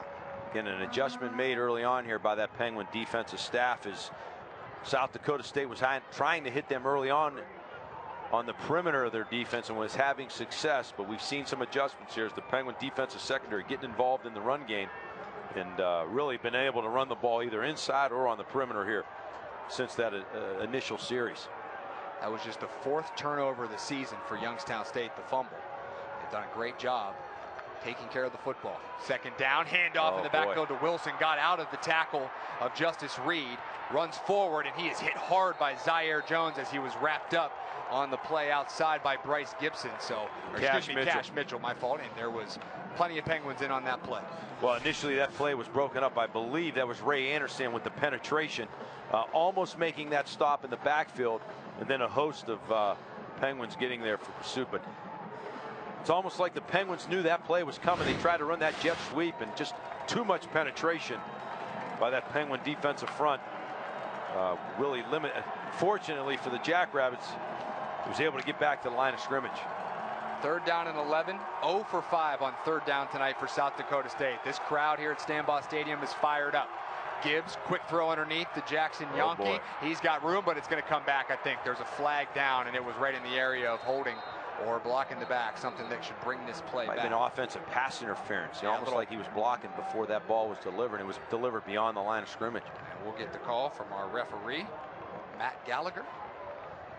That was a well-designed play as Gibbs threw it outside to Yonke and had room to operate, but multiple flags down. This may not. Well, we'll see. You got to think this is coming. I don't know if it was a lineman downfield, I don't know, or offensive pass interference is a legal pick. But we'll see here. But that ball might have been thrown right at the line of scrimmage or behind the line of scrimmage. We'll see. As the officials confer, you already see the South Dakota State offense walking back as if they know. While we got a moment here, Trey, I'd be remiss if I didn't mention, as you know, we're on back in South Dakota with all their TV affiliates. Good friend of mine listening in with the South Dakota State volleyball team. Let's hear what the official has to say. There are first. 2 fouls on the play, both on the offense. Legal block in the back, offense. That penalty has been declined. Legal block in the back, offense number 70. 10 yards from the spot of the foul. Still first down. Declined by the Penguins. We'll get a look at the penalties here. I think there was multiple fouls against South Dakota State. You see one there at the bottom of your screen as Melvin Jackson got pushed in the back. Good call. And then another one here as Cash Mitchell got pushed in the back. Correction on the down. Multiple. Third down. But anyways, getting back. Oh, they are going to accept the penalty here. The Penguins force a 3rd and about 18 here. But getting back, Trey. South Dakota State, good friend of mine, Paul Lamonge, who coaches football out in Omaha, Nebraska. Their volleyball team's down playing in Omaha this weekend, and I know they're tuning in, listening to us. Paul, I miss you, babe. Hope everything's well out there in Omaha, Nebraska. 3rd down, 17. Gibbs stands in the pocket, throws, has a man. It's complete. A little bit short. And it's complete to Adam Anderson. We're going to be just a little bit shy of a first down, but nearly picked up 3rd and 17. We mentioned 3rd and long was a real problem for Youngstown State's defense last week in the loss at Northern Iowa. And let's see, it looks like the offense might stay on the field. And yep, it'll be Jabari Gibbs in the offense staying out there as John Stiglmeyer is going to elect to go for it on 4th and 2 from the 42-yard line. This is a big play, and alive comes the home crowd here at Stanbaugh Stadium. You remember the last time they had that 4th down, they acted like they were trying to draw them off sides, and the quarterback walked away, and they fooled the Penguins. But this time, straight delivery, nothing doing. Quick snap, and he is absolutely drilled. Cash Mitchell The linebacker came up to greet C.J. Wilson, and the turnover gets it back to the Penguins. Mitchell, the senior out of Shaker Heights, was ready for it all the way. Oh, they came out in a shotgun look, split backs.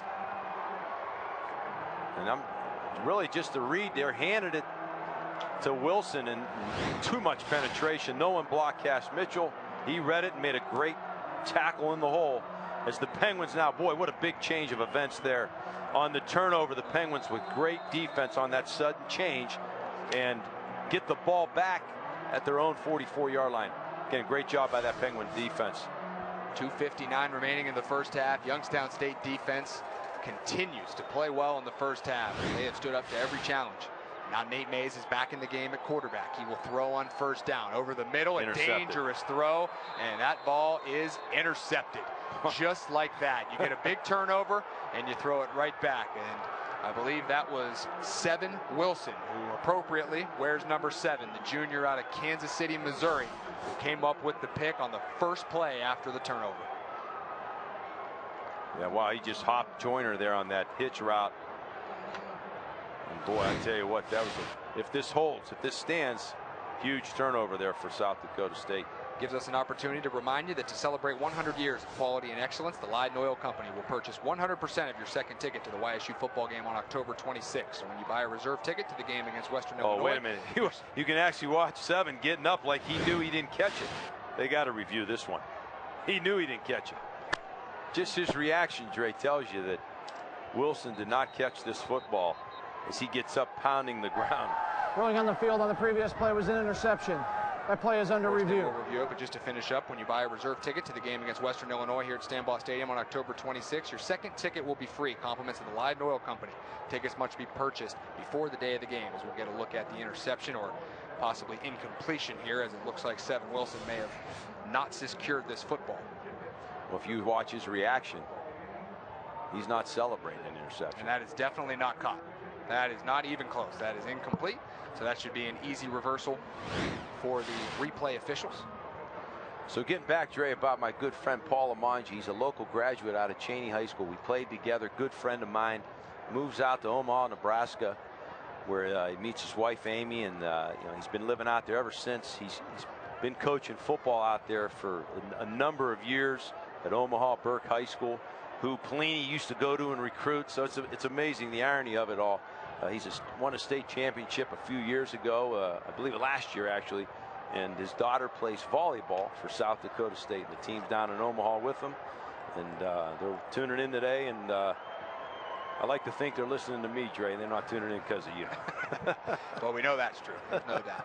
So after review, rolling on the field of an interception has been reversed to an incomplete pass. First is the Penguin offense. Be second down, 10 yards to go at the 44-yard line. The game clock will start on the snap. The play clock will start on my signal. As you can tell, both teams knew pretty quickly how that one was going to go. So the South Dakota State defense back on the field, Youngstown State offense back out, and very fortunate there that Seven Wilson did not come up with that if you're Youngstown State. That would have been a disastrous interception following the big play that your defense made. So now YSU will have it second down and 10 at their own 44. Nate Mays is in at quarterback. Christian Turner, the tailback. Receiver to the right is Kendrick Mallory. Jemiah Braswell is out to the left. Yeah, Wilson, the junior linebacker, did a great job of hopping Joyner on that hitch route, and almost came up with a huge play for that South Dakota State defense. A couple of tight ends in the game. Mays sends a man in motion. Play action to Turner. Rolling to his right. Pressure coming. Gets out away from one guy, and then he is wrapped and thrown to the ground. As South Dakota State was all over that one. A number of players there. And that's a big loss on second down. Well, that's the play where Coach Pelini would like to see Nate Mays throw it away. Don't take the hits. Right now, get rid of it. A number of players in there. You had Rosaboam. Seven Wilson was giving chase initially and then finishing it up. Well, there's a penalty flag down on the far side here around midfield. Spencer Hildahl. Where you'd see maybe defensive holding called. We'll see.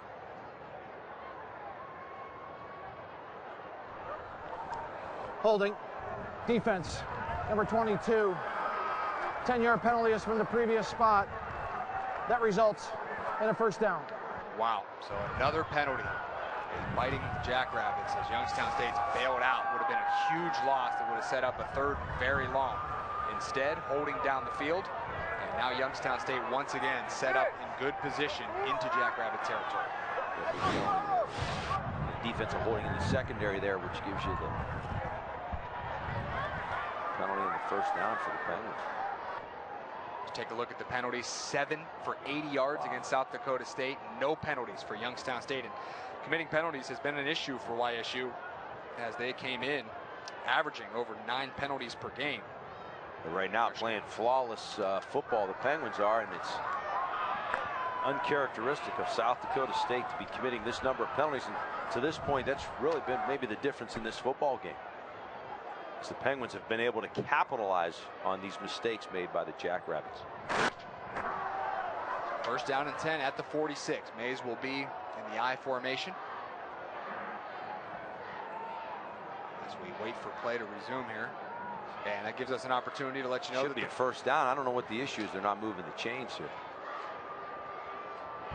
Will the game clock operator please reset the game clock to 2 minutes 42 seconds. 2:42, please.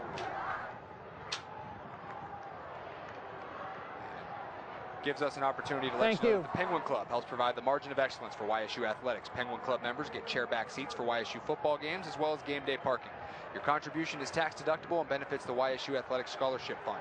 Fans can join the Penguin Club by calling 330-941-2351 and support the team behind the teams. Yeah, there was some confusion there, I believe, at the end, as whether or not it was a first down, and it is. But boy, it took a long time to figure that one out. Well, it seems like we are finally ready to get back to play. First and 10 at the South Dakota State 46. Mays in the I formation. 2 receivers to the right. Man comes in motion. Takes the snap. Play action. Throws out wide. Pass is caught. And again, that is Samuel St. Cyrin. And he's been one of the go-to receivers for Mays here in the first half. And a good gain there on first down. The Penguin offense doing a good job here. Coach Chris, the offensive coordinator, on these early downs, really utilizing play action fakes here and really creating space for his wide receivers, and also giving Mays time to set up to hit these outs down the football field, is recognizing that man coverage. Third catch of the night for Samuel St. Cyrin. Second down and 1 at the 37. Turns and gives to Christian Turner. Finds some room. Not a whole lot doing, but I think it is going to be enough for a first down. That should move the chains. Well, he saw some space there, but Michael Griffin, the safety, coming up hard from his position to make that tackle. Because if he doesn't make that tackle, Turner, as you saw, tried to bounce that outside. If he gets beyond Griffin, he's still running. Under 2 minutes, clock running as we are close to halftime here. Youngstown State looking to add to their lead going into halftime, and they really have dominated this first half. First and 10 at the 36. 2 receivers left, 1 to the right. Turner's in the backfield with Mays. He will throw. Steps up, has plenty of time, fires toward the sideline. That's complete. Jeremiah Braswell with the reception and out of bounds. That'll stop the clock and set up second down and short. Well, what a change in a week here. This Penguin offensive front, their offensive line doing a great job of protecting Nate Mays, giving him time to sit in that pocket, survey the field, going through his progression and really working his way down his read progression here, getting the third wide receiver, but doing a good job, as all quarterbacks are taught, is to step up in the pocket there and delivering a good ball to St. Cyrin. 9-yard gain, 8 for 11, 70 yards for Nate Mays. Also 3 carries, 34 yards, 2 touchdowns. Played well. Handoff to Turner and nothing doing there. Wow. Big hit there by Ryan Irith, the defense end, getting off the block at the line of scrimmage and making a tackle for no gain, forcing the third short. Irith, a second-team All-Missouri Valley Football Conference selection last year, captain on this defense. They'll bring up 30 seconds timeout in duration. As the Penguins will regroup here with 1:11 remaining and a big third down coming up. What do you think offensive coordinator Brian Christ and the Penguins are going to dial up here, Chris? Well, I tell you what, to me, this is 2-down territory with 1:11 left, so I wouldn't be surprised if the Penguins run the football here. You know, you got 2 downs to pick up 1.5 yards. So to me, I'd run the football here, run it up inside between your tackles, get Alessi in the ball game with one of your fullbacks in there, and play power football. You've controlled this first half. This South Dakota State defense has been on the field a majority of this half. I got to believe they're getting tired. So again, pose your will here if you're the Penguins, and play physical football and go right at them here and and get the 2 yards you need to keep these chains moving. And now into the game is Mark Wade, the freshman quarterback from Girard. Oh, this is going to be a read option there. That's a guarantee. He has been a run specialist primarily. Young quarterback, very talented athlete. And here it is, design quarterback run. Puts his head down forward. I don't think he got it. Nope. It does look like to be about a yard short. Yeah, I would have preferred to get under center there with Nate Mage, with the fullback in the game, and hand it to one of your talented running backs. And here comes Nate Mays back into the game at quarterback, and looks like the Penguins thought about putting the offense on the field, but now they timeout. Youngstown State. Call timeout. Their third and final charge timeout of the half. Out there for a field goal attempt, or keep the offense on the field. McFadden has only attempted a couple of field goals this year. 2 of 3 on the season is McFadden. Missed a 44-yard attempt last week against Northern Iowa, but has made a 43-yarder. Dre, you can see the south side of our end zone here. A lot of wind swirling down at that end, actually in his face, the majority of it. So this is going to be a tough kick if they do decide to kick it. Me getting under center, I'm handing it off again to one of our talented tailbacks. And if you can't pick up this yard, then you know what? Maybe you're not ready for this time, for this stage. But this is a big point for this ball game, especially for the Penguins offense. If they can convert this, with them getting the ball to start the second half, if you can then continue this drive, go down and get a touchdown here, you really, really got this game under control and the momentum on your side. It would be about a 42-yard kick from here. I think they're going. Yeah, I think they're going. And the offense will stay on the field. This is the right call. It'll be Nate Mays at quarterback. Looks like he's going to go out of the shotgun, so you're going to see that read option look here probably with 3 wides in the game. Christian Turner is the tailback to the right of Mays. 2 receivers left, 1 to the right, a tight end Joyner to the right as well. Emmons going to come in motion. Play action, they're going to throw it. Mays going to take a shot for the end zone. Mallory. It's got to be a penalty. That should have been a penalty. And that is amazing that was not called. And you can see Kendrick Mallory's shoulder pad is out, as that was clear as day. He was grabbed. We don't like to play official up in the booth, but that was a pretty clear, I thought, from this view. Was no call from that view. We'll see if we can get another camera angle. It looked like from our view here on the east side that appeared to be holding. No flag, and it's... Wow, how about that call, though, on 4th and less than a yard? Throw a fade route to the left corner of the end zone. And here's the look that we're speaking of, as Mays wanted to take a shot to Mallory. And we still don't get a look at it there. But from our vantage point, that looked like it could have been a hold. Regardless, Gibbs has it. First down, ball's tipped. And Youngstown State's done a great job getting their hands up, as Cook, Richmond, DeMarco Craig have continued to wreak havoc up front. Wow, they're getting good pressure in the face of Gibbs. That Penguin defensive front, especially the interior of that Penguin defensive front. Like you said, Craig and Cook really get good push into the face of Gibbs. And quarterbacks don't like pressure in their face.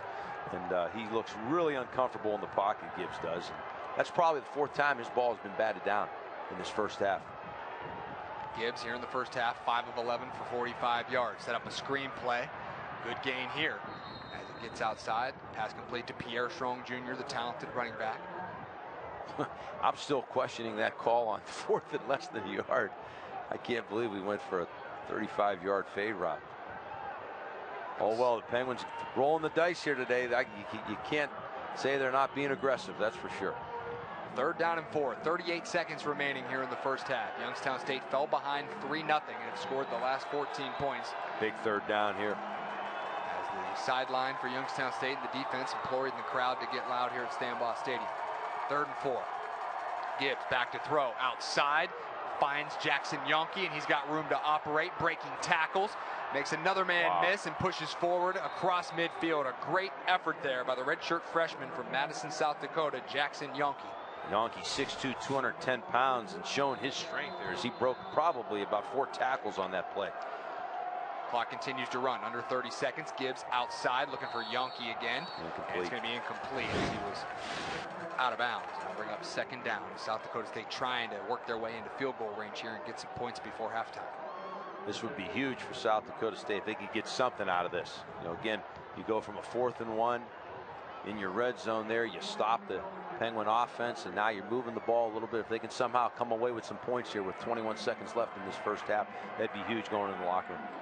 Keep in mind, one of the best kickers in the Missouri Valley Football Conference, Chase Vinatieri, would be the man to attempt a field goal if South Dakota State can get in range.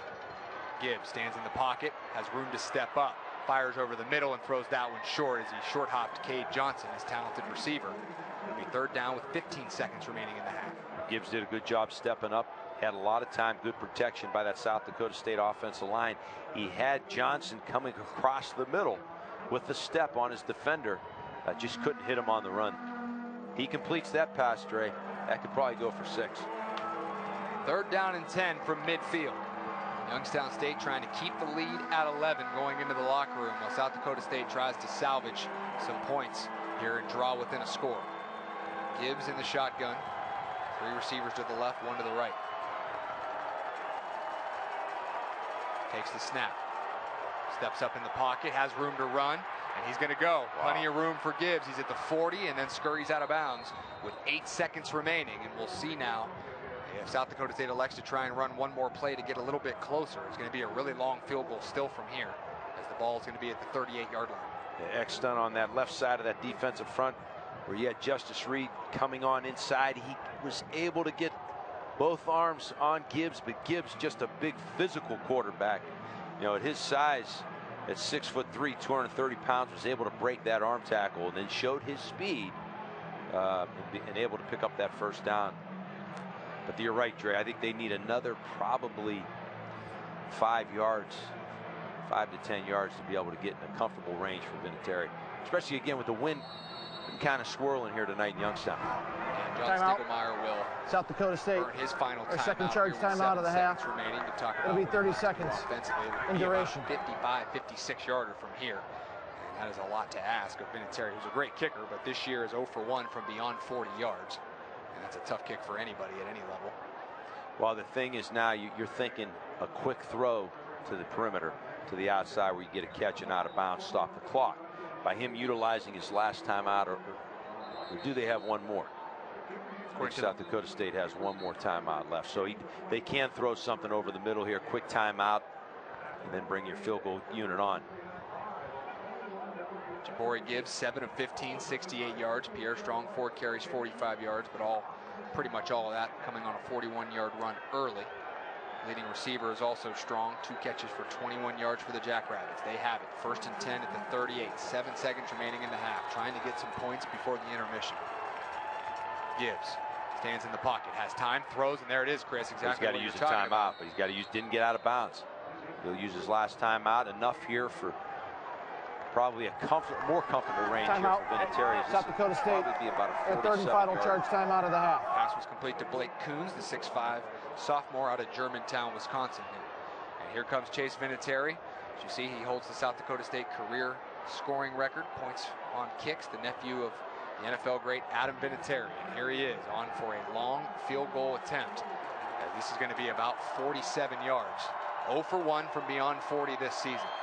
This would be big for South Dakota State to get within 1 score. Kick is on the way. Plenty of leg, but missed the leg. And it is no good as Chase Vinatieri misses wide left, and Youngstown State will carry an 11-point lead into the locker room. Going to be a good second half coming up. Youngstown State 14, South Dakota State 3 at the break. We'll be back with more after this.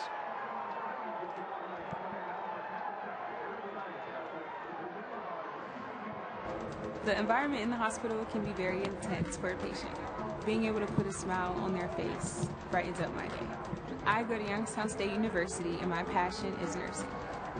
What I love about studying nursing is that it takes you out of the classroom and into the lab. It's really hands-on. The professors here push you to be your absolute best, so if you want it, you gotta work hard for it. I am so excited about my future. I'm Shantiana and I am why I'm proud. It's nothing personal, it's just business. Hello? That's how some people do things. Right away. To us, everything we do is personal.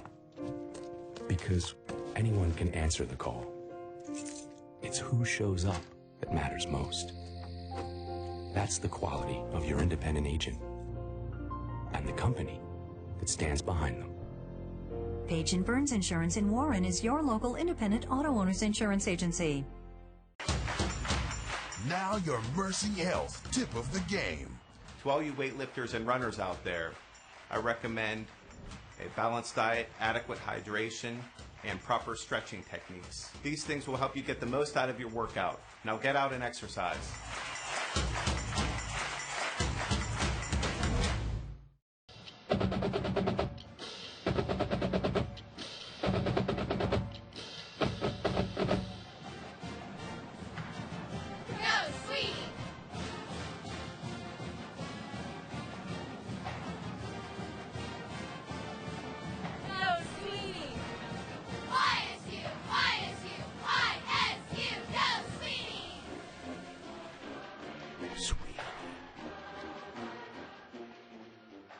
When should I take these pills?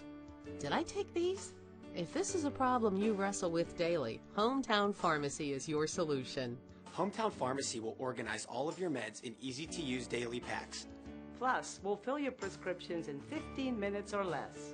And if you can't come to Hometown, we have free weekday delivery. Organize your meds, fill your prescriptions in 15 minutes or less, and free weekday delivery. Hometown Pharmacy, wellness that's part of your neighborhood.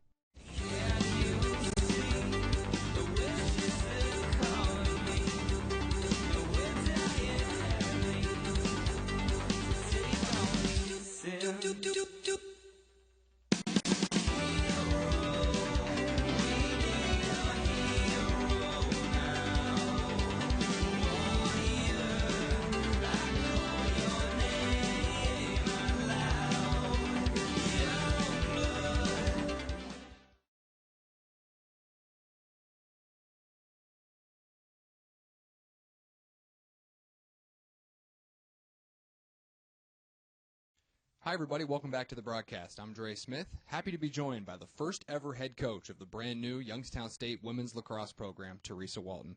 Coach, it's good to be with you. It's an exciting time as we add women's lacrosse next spring. How have you been settled into Youngstown now that you've been here a couple months? It's been great so far, just really getting to know the lay of the land, seeing what really attracts the student athletes to YSU, and finding out really what the interest level is across the nation and internationally as well has been awesome. Now, obviously, with the program just starting up, what's been your focus and point of emphasis as you get this thing off the ground? Definitely the recruiting side. I mean, that's been the brunt of the day-to-day operations, just making sure to reach out to as many high school coaches, club coaches, really knowing what the student-athlete's going to look like as a YSU lacrosse player, and then finding out really what's going to be the best relationship for us to build across for this first team. Let's talk about your journey a little bit in coaching, your background. How did you get into coaching and your previous stops and how you ended up here in Youngstown? I definitely always knew that I wanted to coach, even when I started at Canisius College. My head coach there, Scott Teeter, was a great mentor for me, just knowing that I wanted to get into the game eventually. And then starting out Division III, working up to D2, and then really ending last as assistant coach with VCU has been the best, experience so far, being able to see what a young program at the Division I level really looks like. And obviously VCU was a newly formed program as well. When you were there, how do you think that experience will help you as you start this new program here at Youngstown State? I mean, it was awesome. It definitely is a different type of breed to bring into a startup program, so it's exciting to see what student-athletes those look like, and then to know the conference play is going to be really exciting to build. Eventually, to be able to fight for that conference championship, it's something that really stuck out for the VCU team, and really to get the first big wins in that program, beating teams like Davidson and UMass that are really well-known in the lacrosse world, was exciting for them to really get the first feat of those teams. And what was it about Youngstown State that made you believe this is a program that can build a successful women's lacrosse program? Definitely the facilities and support. I think it's been awesome to see really what this team could do eventually long term, and even in a short amount of time to know regionally what we could compete against, and to know that everything is really here for it. And to see the really interest level, again, has been just phenomenal, knowing that it's going to be top quality student athletes that want to come here and want to play for this program and build it out right. Let's talk about your playing days a little bit. You were a two-time conference champion at Canisius College yourself. So where did that passion and excitement for the game of lacrosse come from? It started when I was even growing up in Syracuse. Picking up the stick for the first time at age 5 was huge. I loved it right away. And then to get to Canisius to be able to win the first championship, I think that definitely still comes full circle to here. Like, just knowing that we can really fight for the first one. And that's something that really stuck out to me from my head coach there, just saying, that's something that every sport team is going to really look forward to. Get the first championship or the first win is really going to be something we'll hone in from day one. Now we're here in the fall of 2019. The program won't compete this spring, but you will get on the field next year in the spring of 2021. So what's the focus right now as you prepare for that season?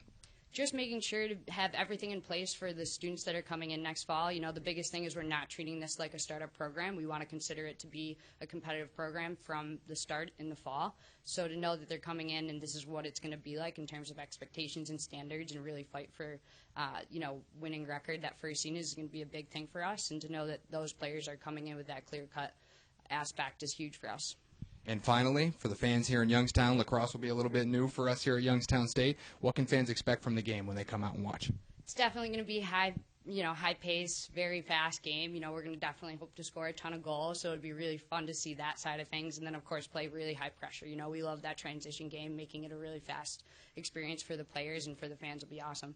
We're looking forward to the program getting started. Happy to have you here. Congratulations and best of luck. Thank you.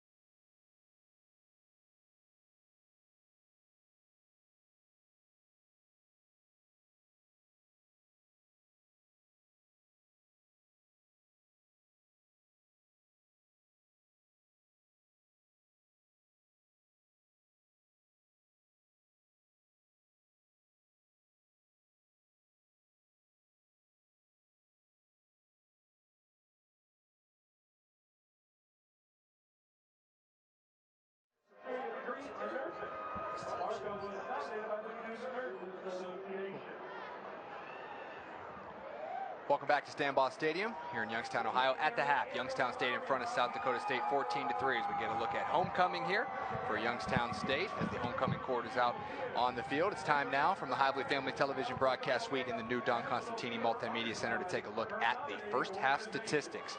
Total yards, Youngstown State with the advantage, 155 to 138.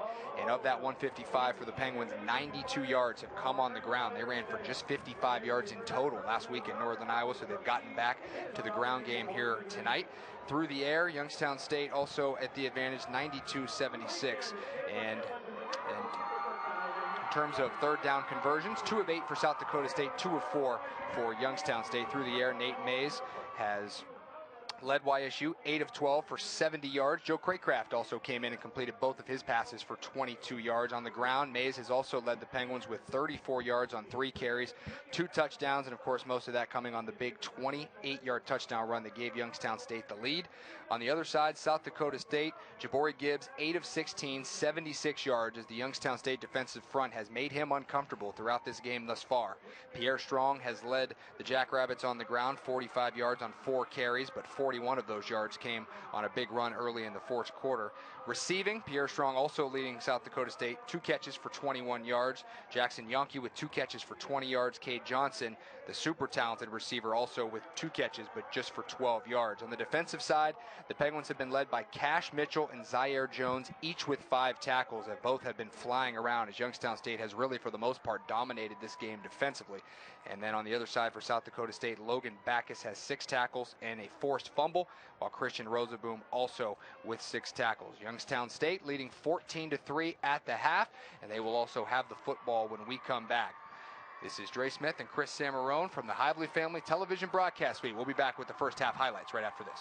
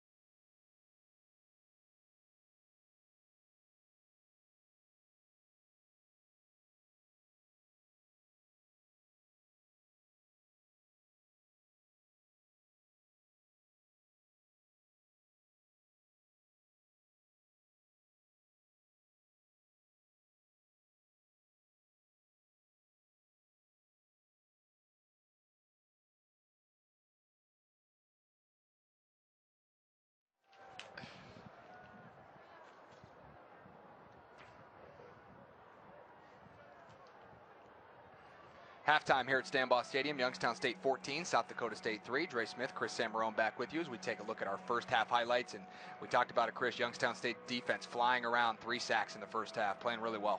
Yeah, absolutely. You know, the stats that stood out to me at the end of that first half were 3 things, Dre. The turnovers, we had 1, they had 0. And then you talk about the sacks. We had 4 sacks for 15 yards, huge, to 0 for South Dakota State. And then probably the most important statistic was the penalties. You know, over 80 yards in penalties, I believe, for South Dakota State in that first half. The Penguins did not commit one penalty in that first half. So the Penguins executing at a very high level, very efficient, and not making mistakes. On the flip side, South Dakota State, I guarantee that's one thing that Coach Stiegelmeier's talking to his team about in the halftime locker room is, hey, we have to eliminate the penalties. We have to eliminate those mistakes. If we do that, we can win this football game. So we'll see if those get corrected, and we'll see if the Penguins continue to execute at this high level they did it as they did in the first half.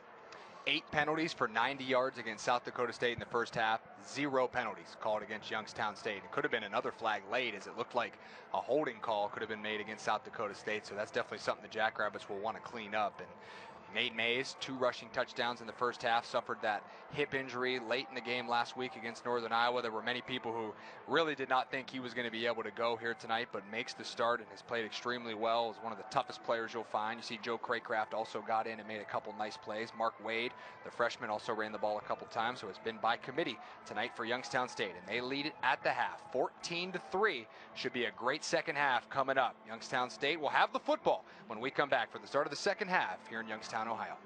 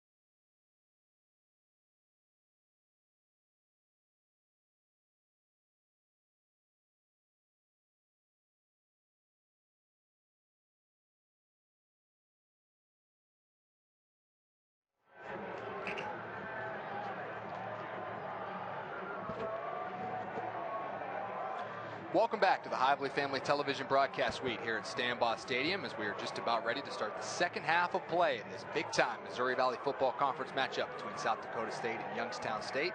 Penguins with the lead 14-3, fell behind 3-0 early after a field goal from Chase Vinatieri and then came back with 2 straight touchdowns as Nate Mays ran for a 28-yard touchdown and then punched it in from 1 yard out to give the Penguins the 11-point lead as it stands now, and they will have the football to begin the second half.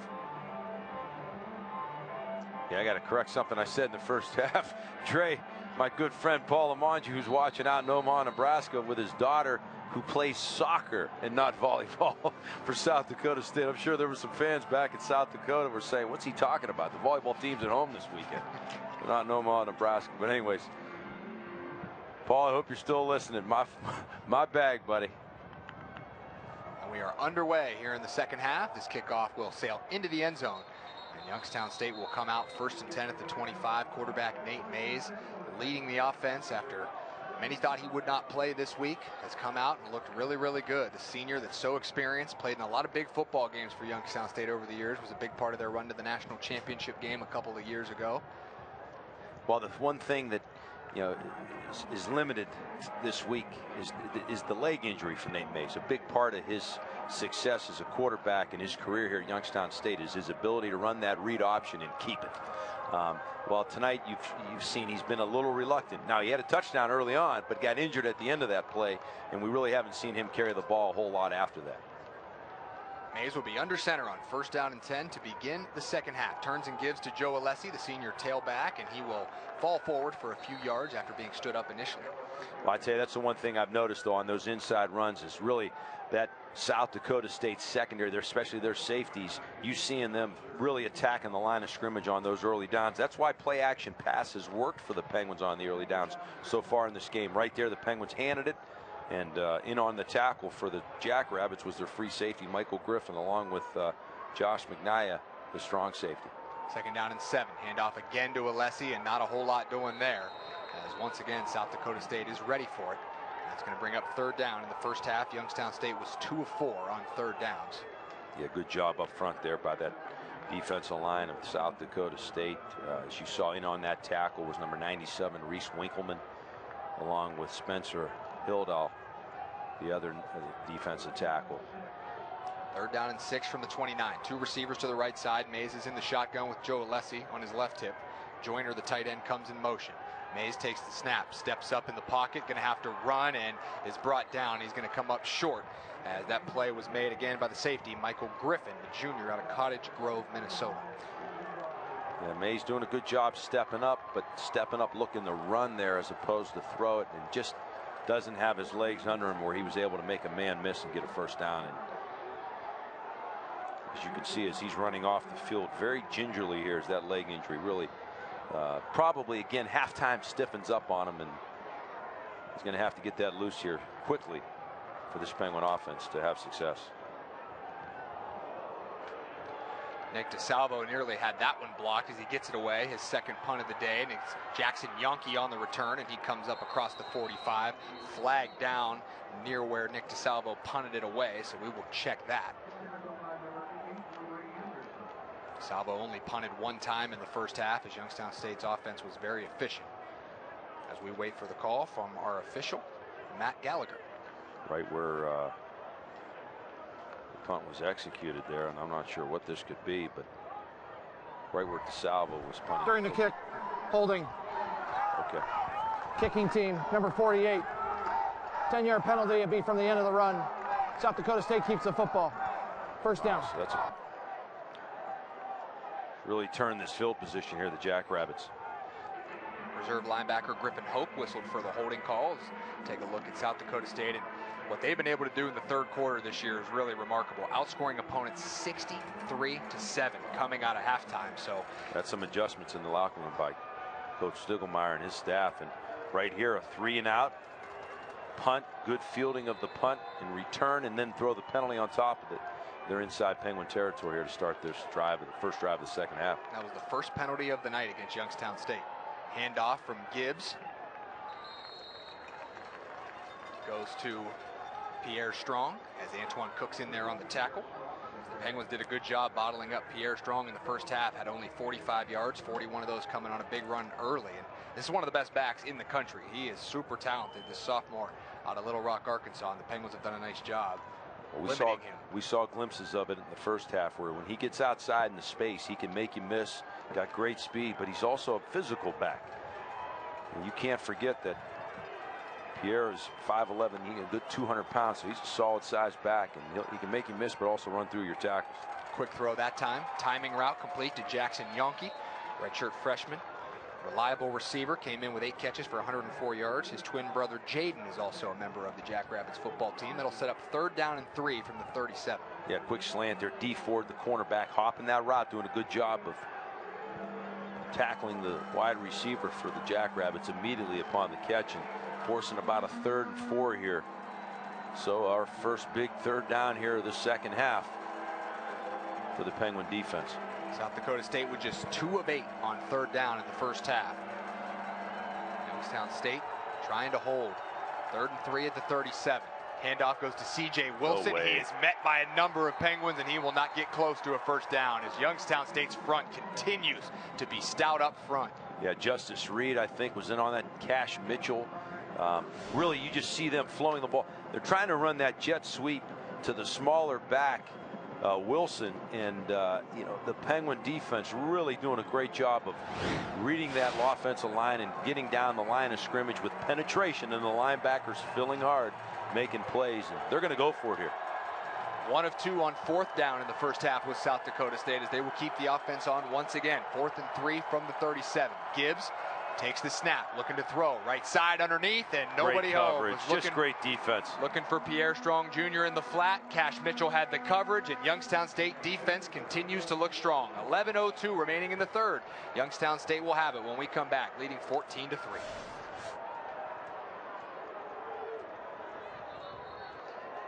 Watch it, the 2 tight ends were lined up left side of the formation.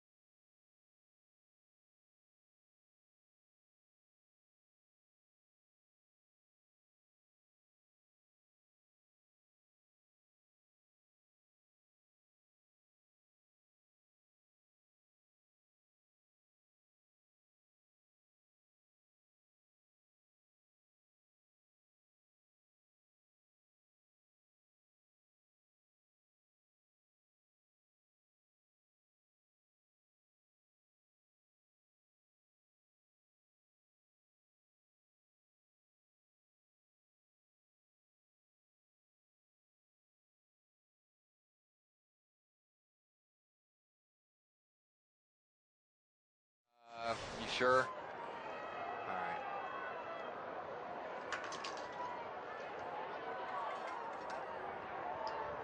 I hope to see you at Beagley Center this season for YSU men's and women's basketball. Season tickets are currently on sale. Your best value is the Penguin package, which includes a ticket in the lower chairback section to every men's and women's game for just $175. Call 330-941-1978 or go to YSUsports.com to reserve your seats. First down and 10 here, and an interception. Pick 6. And South Dakota State is going to score on the first play of the drive. And that is the spark that South Dakota State needed as the cornerback, Don Gardner, the junior out of Chicago, Illinois, caught it off the tip and houses it to get South Dakota State back in it. Logan Backus, the linebacker, got a hand. I think that was Logan Backus. Got a hand on it. And that's what, you know, tip drill there. And boy, what a huge play. Nate Mays looked that way the whole time, and Backus did a great job getting underneath that slant route, getting a hand on it, and then Gardner doing a good job of finishing the play with an interception and a pick six. And boy, oh boy, how this game has changed. You know, you look back to the end of that first half when the Penguins had the ball with about a minute left, Dre, with a 3rd and 1, did not convert on 3rd down or 4th down, and the momentum has changed. South Dakota State has the offense on the field looking to go for 2 to try and make this a 3-point game as we have a stoppage in play here as the officials chat. Will the play clock operator please set the play clock to 25 seconds and start on my signal? Thank you. So South Dakota State going to try and get the 2 here, and what a momentum changer. Youngstown State with the big defensive stop on 4th down to get the football back up 11. And on the ensuing play, Nate Mays, pass tipped by Logan Backus, grabbed by Don Gardner, and he runs to the end zone. Gibbs in the shotgun, takes the snap, wants to throw, looking out wide for Adam Anderson, had his hands on it but couldn't reel it in. So great job by that Penguin secondary. You know, you look at that right there, Melvin Jackson in man coverage with Johnson did a great job. And I'll tell you what, Dre, our coverage has done a great job so far this game. And we are head to break. Youngstown State now leads by 5, 14-9. Back after this. They've covered well.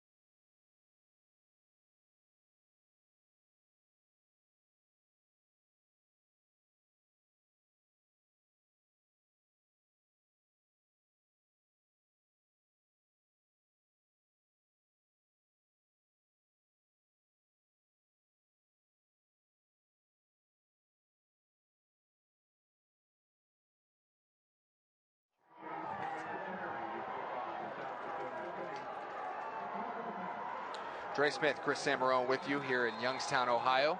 Big time Missouri Valley Football Conference matchup tonight. Youngstown State was ahead 14-3 with the football, and Nate Mays was picked off by Don Gardner, and he returned it 42 yards for a touchdown. The Jackrabbits did not convert a 2-point attempt, which leaves the score at 14-9. Penguins by 5, about to get the football back, but could really feel the momentum shift with that pick 6 from Gardner after the tip by Logan Backus. Yeah, what a change, what a turn of events here in the second half. And you know, that play was caused by Logan Backus at linebacker, doing a good job reading the eyes of Nate Mays and getting into his drop. Watch him get to his drop underneath that slant route and getting a hand on it. I mean, that's a great job by Backus. And then play being finished off by Gardner and a touchdown. And boy, that is just what the doctor ordered for South Dakota State. Gets them right back in the football game, and they got all the momentum on their side. Let's see how this Penguin offense responds after that mistake. Nate Mays at the controls on offense. First turnover of the day. Mays is 8 of 13 for 70 yards and now the 1 interception. He's ran for 36 yards and 2 touchdowns. Under center, 1st and 10. They hand off to Joe Alessi, the senior speedster, and he will fall forward for about 4 yards on 1st down. Yeah, off tackle there for the Penguins. And that's a good gain for them on 1st down. You know, no better way than to settle your offense down by being able to get under center, hand it off, and run it and get these chains moving. And again, this is the bread and butter of this Penguin offense, is being able to run the football between the tackles behind that big offensive line. And you're seeing it right now. Mays under center, fullback in the game. 2nd down and 6. Turns, hands off once again to Joe Alessi.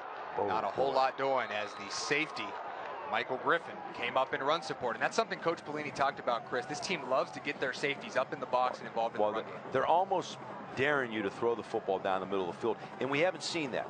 I talked about early in the game that the Penguins had a lot of success early on to play action. So being able to get in that I formation, fake it to the tailback, and then be able to hit their wide receivers down the football field. We haven't seen that yet so far in the second half.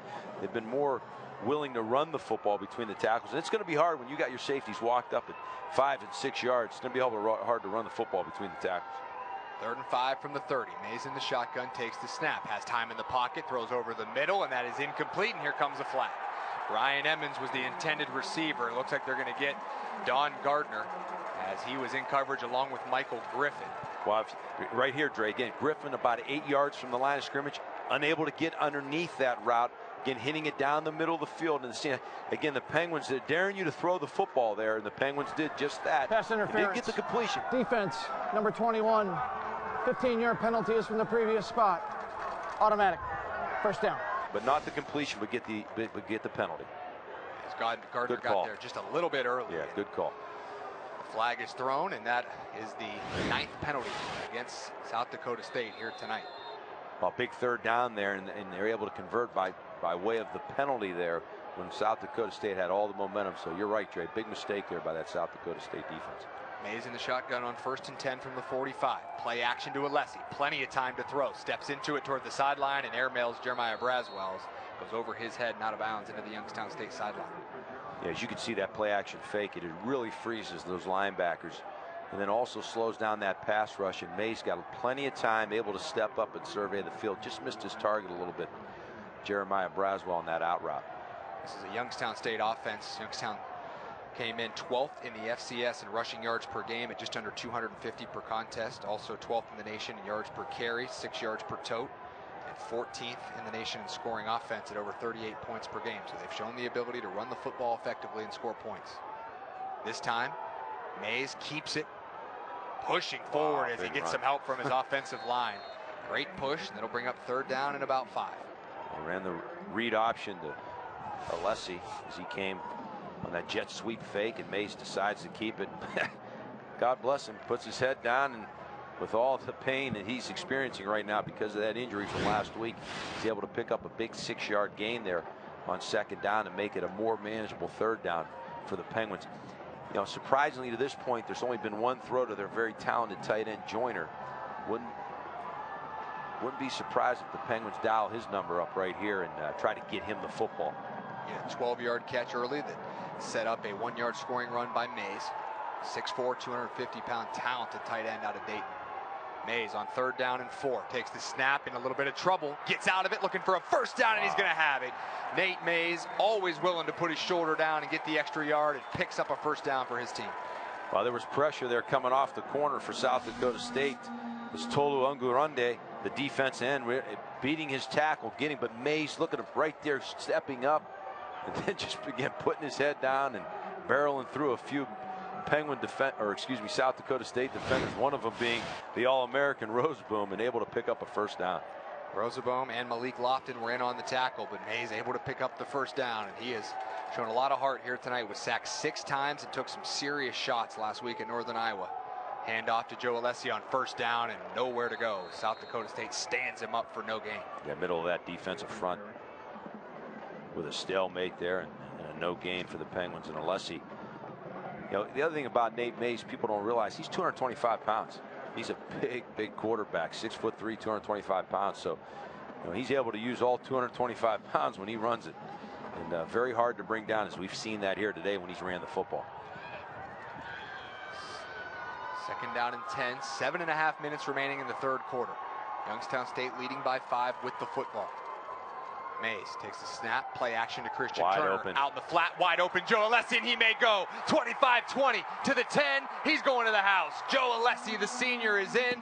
Touchdown pass from Mays, and the Penguins respond after the turnover and extend the lead. See, Dre, when you play the defense where your safeties play so tight to the line of scrimmage, they get caught up in all that wash and activity on the inside and just don't have enough time to get back there. You saw it there as their safeties unable to get back in the play. As that was Josh Mankai, the number 3, was a safety, probably responsible there, just couldn't get back in time because they play him so tight to the line of scrimmage. And the Penguins doing a good job of seeing it and getting the ball outside of the perimeter to Alessi, who's able to outrun everybody in the end zone. Alessi, the local product from the Mahoning Valley, South Range High School, nearby, North Lima, Ohio, with the big score to put Youngstown State back in front by 2 scores. 45-yard touchdown completion from Nate Mays to Joe Alessi. The extra point from Colt McFadden is good. 7:17 remaining in the third quarter. Youngstown State now in front 21-9 after this touchdown connection from Mays to Alessi. Back with more third quarter action after this. See it.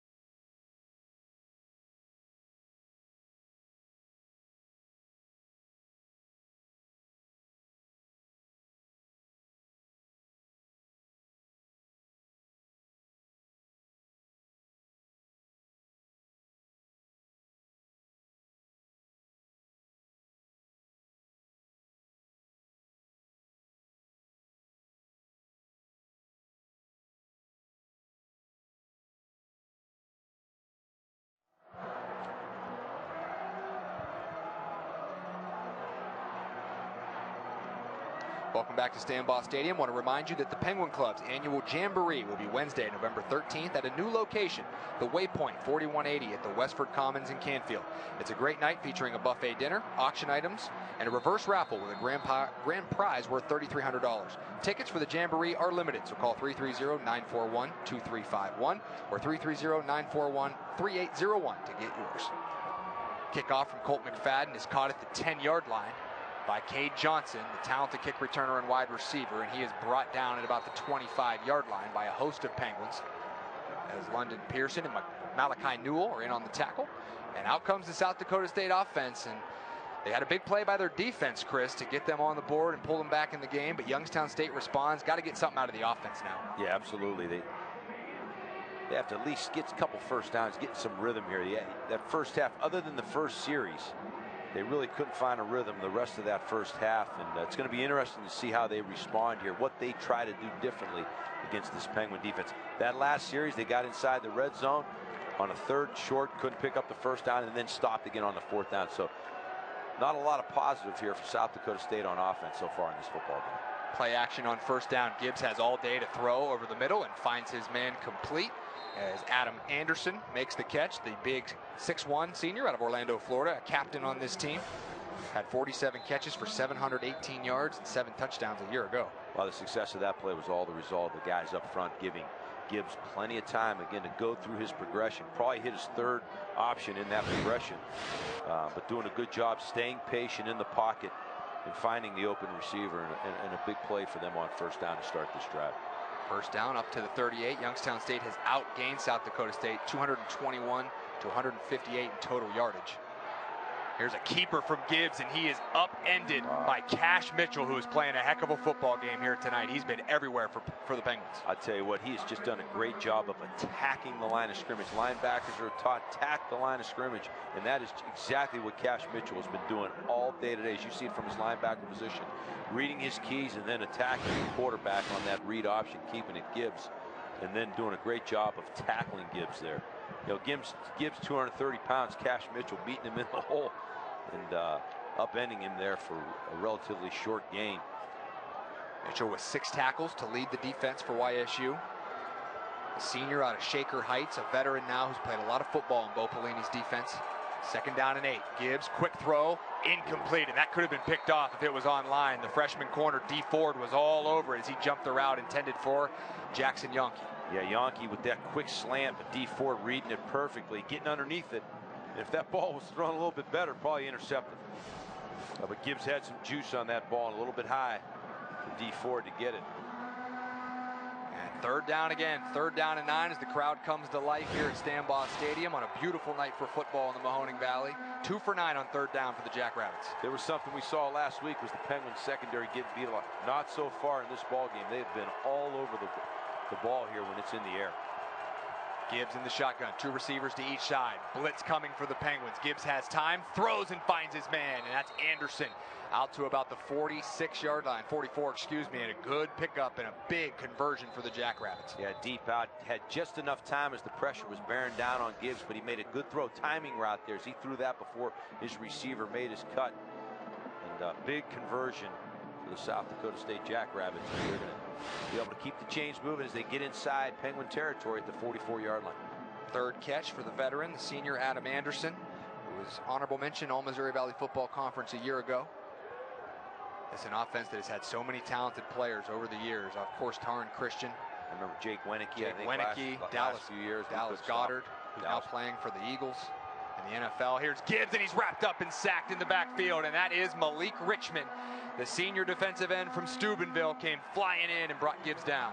Wow, that play, it looked like they tried to pull the backside guard to kick out Richmond. He misses him. The running back misses him on the fake. And a big play on first down for the Penguin defense. You know, we've said it throughout this year, Dre, that this defense is led by their 2 ends, Reed and Richmond. You know, little R&Rs, I've been saying it all year, and those guys bring it. And we've seen it so far in this ball game. Those 2 have been dynamic and outstanding to this point. 5th sack of the game for Youngstown State, 5th sack of the season for Malik Richmond. Second down and 16 now at midfield. Gibbs is all alone in the shotgun. Has time to throw. Now steps up, wants to run. Out to the 45, gets around to the edge, all the way to the 35, and a good pickup there to get some yardage back after the sack. That was a big play there. I think he got a first down. Yeah, good decision by Gibbs stepping up and seeing some running, and then doing a good job in the open field of making some guys miss and reading his blocks.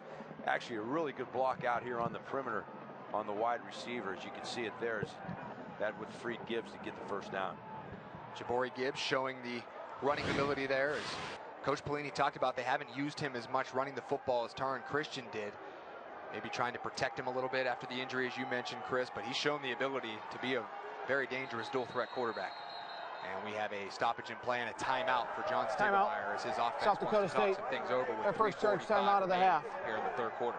You talk about Dallas Goddard with the Eagles, and Christian, he's now on the practice squad with the Steelers. As you know, they've had a rash of injuries in Pittsburgh this year, and so you could see the type of talent that Stiegelmeier's been able to bring into this program over the last few years. And this is a team in 17 and 18 was able to get to the third round of the playoffs, and it always seems that they run into North Dakota State or James Madison, 2 of the best teams in the country, when they get to that third round. They just can't seem to get over the hump. But listening to Stiegelmeier talk, he believes he's got enough talent on this football team.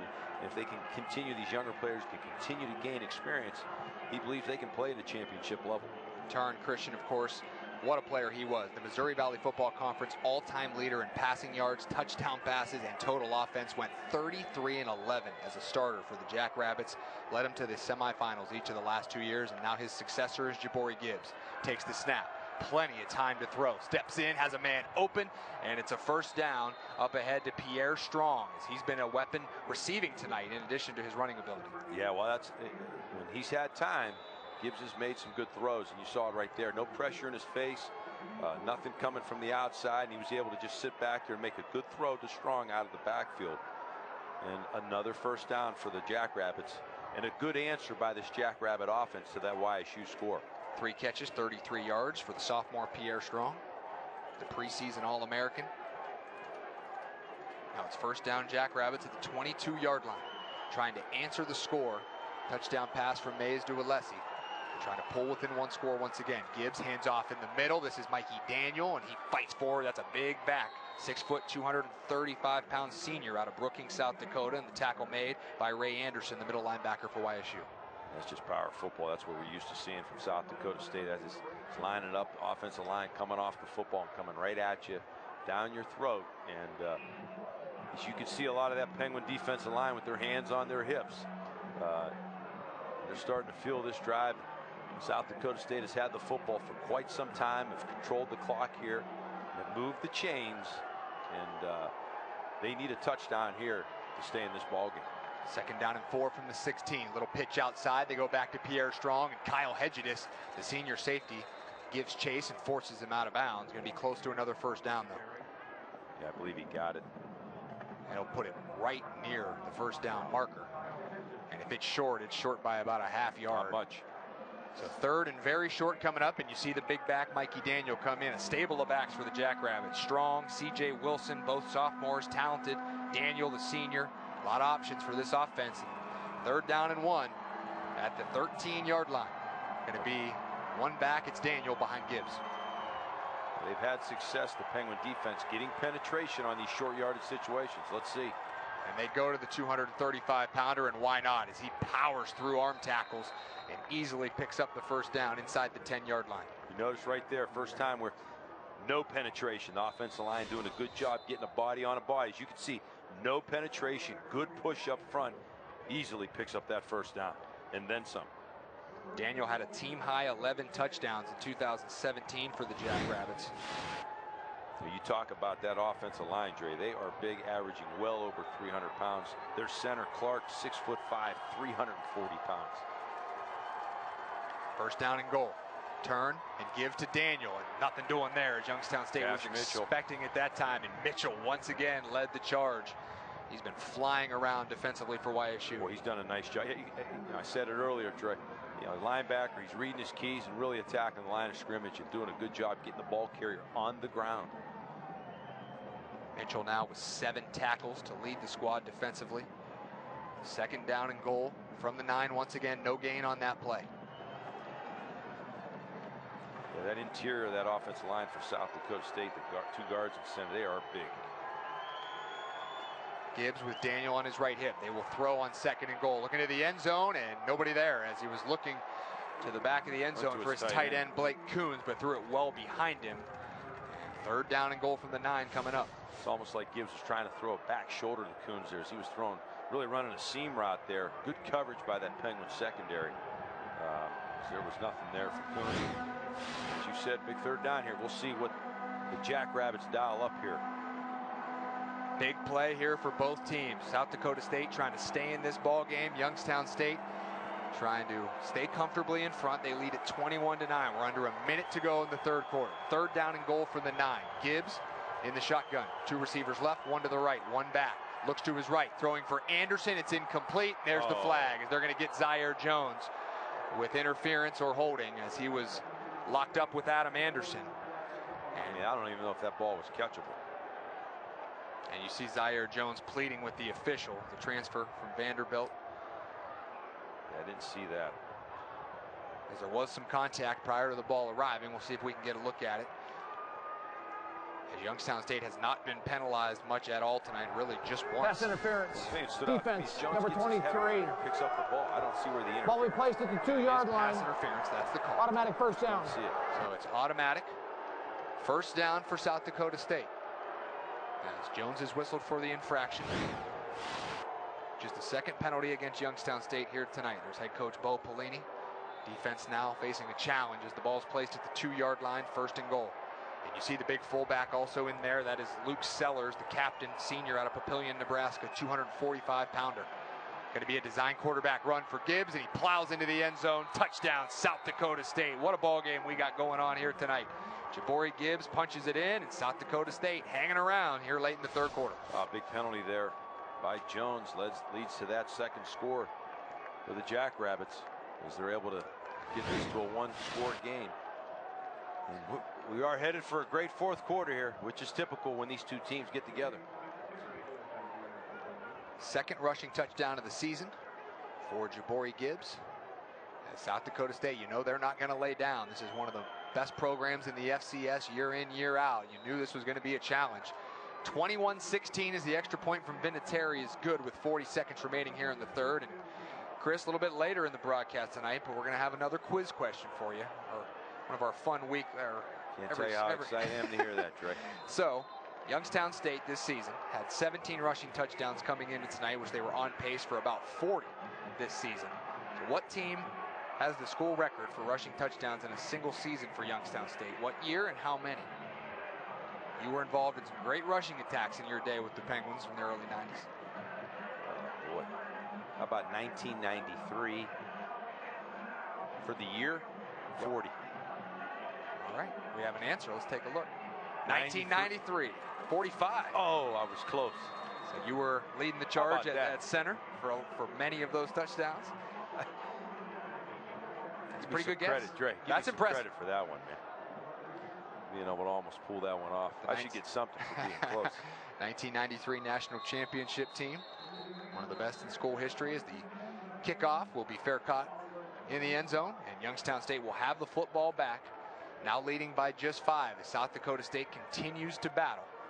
And Nate Mays will come back out after connecting with Joe Alessi on a 45-yard touchdown pass on YSU's previous offensive possession. But South Dakota State marches down the field. And the 2-yard touchdown run from Jabari Gibbs pulls the Jackrabbits back within 1 score. 40 seconds to go in the 3rd. Great ball game tonight. Thanks to everyone who's with us. As Chris mentioned earlier, this game being broadcasted back to many affiliates back in South Dakota. Great to have everyone with us, as well as everyone watching on ESPN+. Nate Mays, play action on 1st down. Gonna let it fly deep. Looking long for Samuel St. Cyran and just overshoots him incomplete. Had his man beat, but the throw out of reach. Well, just a little bit too much pressure in his face. I think that was Reese Winkleman, defensive tackle, getting a hand in the face of Mays as he was delivering that football. If he had a little bit more time, probably could put a little bit more air under this ball, allow Cyran to get under it. And that's the type of plays you got to run on this South Dakota State defenses. They really like to play close to the line of scrimmage with their safety, so not much help for these cornerbacks in the secondary. They're on an island. 2nd down and 10. Handoff goes to the speedster Alessi. Gets outside, made a man miss, and runs for a 1st down. That's just individual effort and speed from Joe Alessi. Great run. He shows the inside fake, gives a little inside fake, and bounces it out to the perimeter and outruns people. That's the one thing people don't appreciate about Alessi is how fast he is. He was a sprinter in high school, and you see it here. Once he gets to the perimeter, and there's guys with an angle, Roseboom and also the other linebacker, Wilson, had an angle on Alessi to stop him short of the sticks, but his second gear, just too much. And Youngstown State will allow the 3rd quarter clock to run out. We will tip aside 21-16 Youngstown State. They'll have the football when we return for the start of the 4th quarter here at Stambaugh Stadium.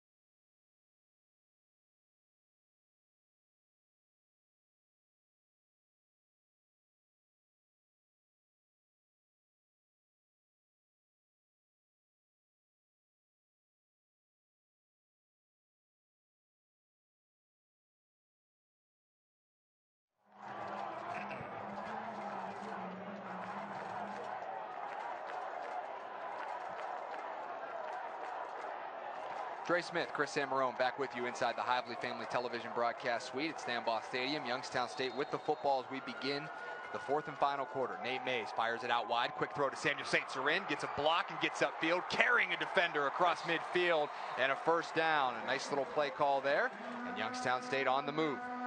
Yeah, they had St. Cyrin and Braswell split out to the left of the formation. They're just quick screen to St. Cyrin coming back to the inside. Good block by Braswell, and St. Cyrin showing his speed, getting up the field, and good job by the Coach Christ of getting that ball outside of the perimeter to St. Cyrin, getting him involved in this offense, and really trying to keep this defense of South Dakota State off balance here, but running inside and then throwing it to the perimeter. First down run, Joe Alessi, he's got the sideline, runs out of a tackle, cuts back to the 30, all the way down to the 25, and Joe Alessi starting to get comfortable running the football. That offensive line is really starting to get some push up front. And then also the tight end on the block there, Benio, watch him there on the perimeter doing a good job, really opening it up. We also saw the second tight end of the game here for the Penguins. That was Kier Hawkins, the Ohio State transfer, doing a good job blocking on that perimeter. 23-yard run for the senior Joe Alessi. Sets up 1st and 10 at the 25. Mays under center, 2 receivers right. Tight end going to hand off to Alessi once again. Has some room, maneuvering inside the 20 and pushed out of bounds. As right now the Penguins finding some traction on the ground with the senior Joe Alessi. Yeah, and they're finding that traction on the left side of that formation of the Penguins, and that, you start with Matt Jones at center, and then you look over to the left side there as you got Jacob Zinni at left guard, Dan Becker at left tackle, 2 of their more experienced offensive linemen for the Penguins, and that's where they're going right now in this crucial time here in the fourth quarter. This Youngstown State offensive line has played so much better here tonight than they did last week. Allowed 6 sacks, only ran for 55 yards. Today the Penguins have, looks like they're going right back at it here, maybe to the right side this time. They found a lot of success running. 120 on the ground. This time Mays keeps it, and there's the All-American Christian Rosenbaum all over it. And we're going to get a flag on Youngstown State late as a jackrabbit goes flying. We've seen some of this tonight, some extracurricular activity. And this one, I think, is going to go against Youngstown State. We saw a jackrabbit pick up a late foul early, and I think the Penguins are going to be on the wrong side of this one. What do they say we talked about? Who gets called for those penalties? Person who the retaliates. person that retaliates, and that's what you're going to see here. As you see the YSU offensive lineman claiming it should be against South Dakota State, but from our vantage point, I think this is going against the Penguins. But you never know. Penalties tonight have been in Youngstown State's favor. They've only committed 2, 9 committed by South Dakota State, and that's going to be after the play was over. Unsportsmanlike conduct. Offense number 55. 15-yard penalty will be from the end of the run. The down counts.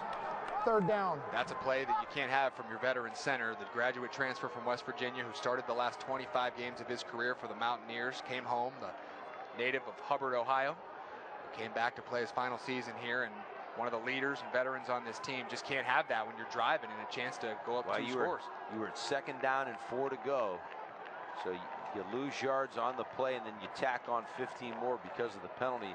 Almost an impossible 3rd down. Plus, you're out of field goal range.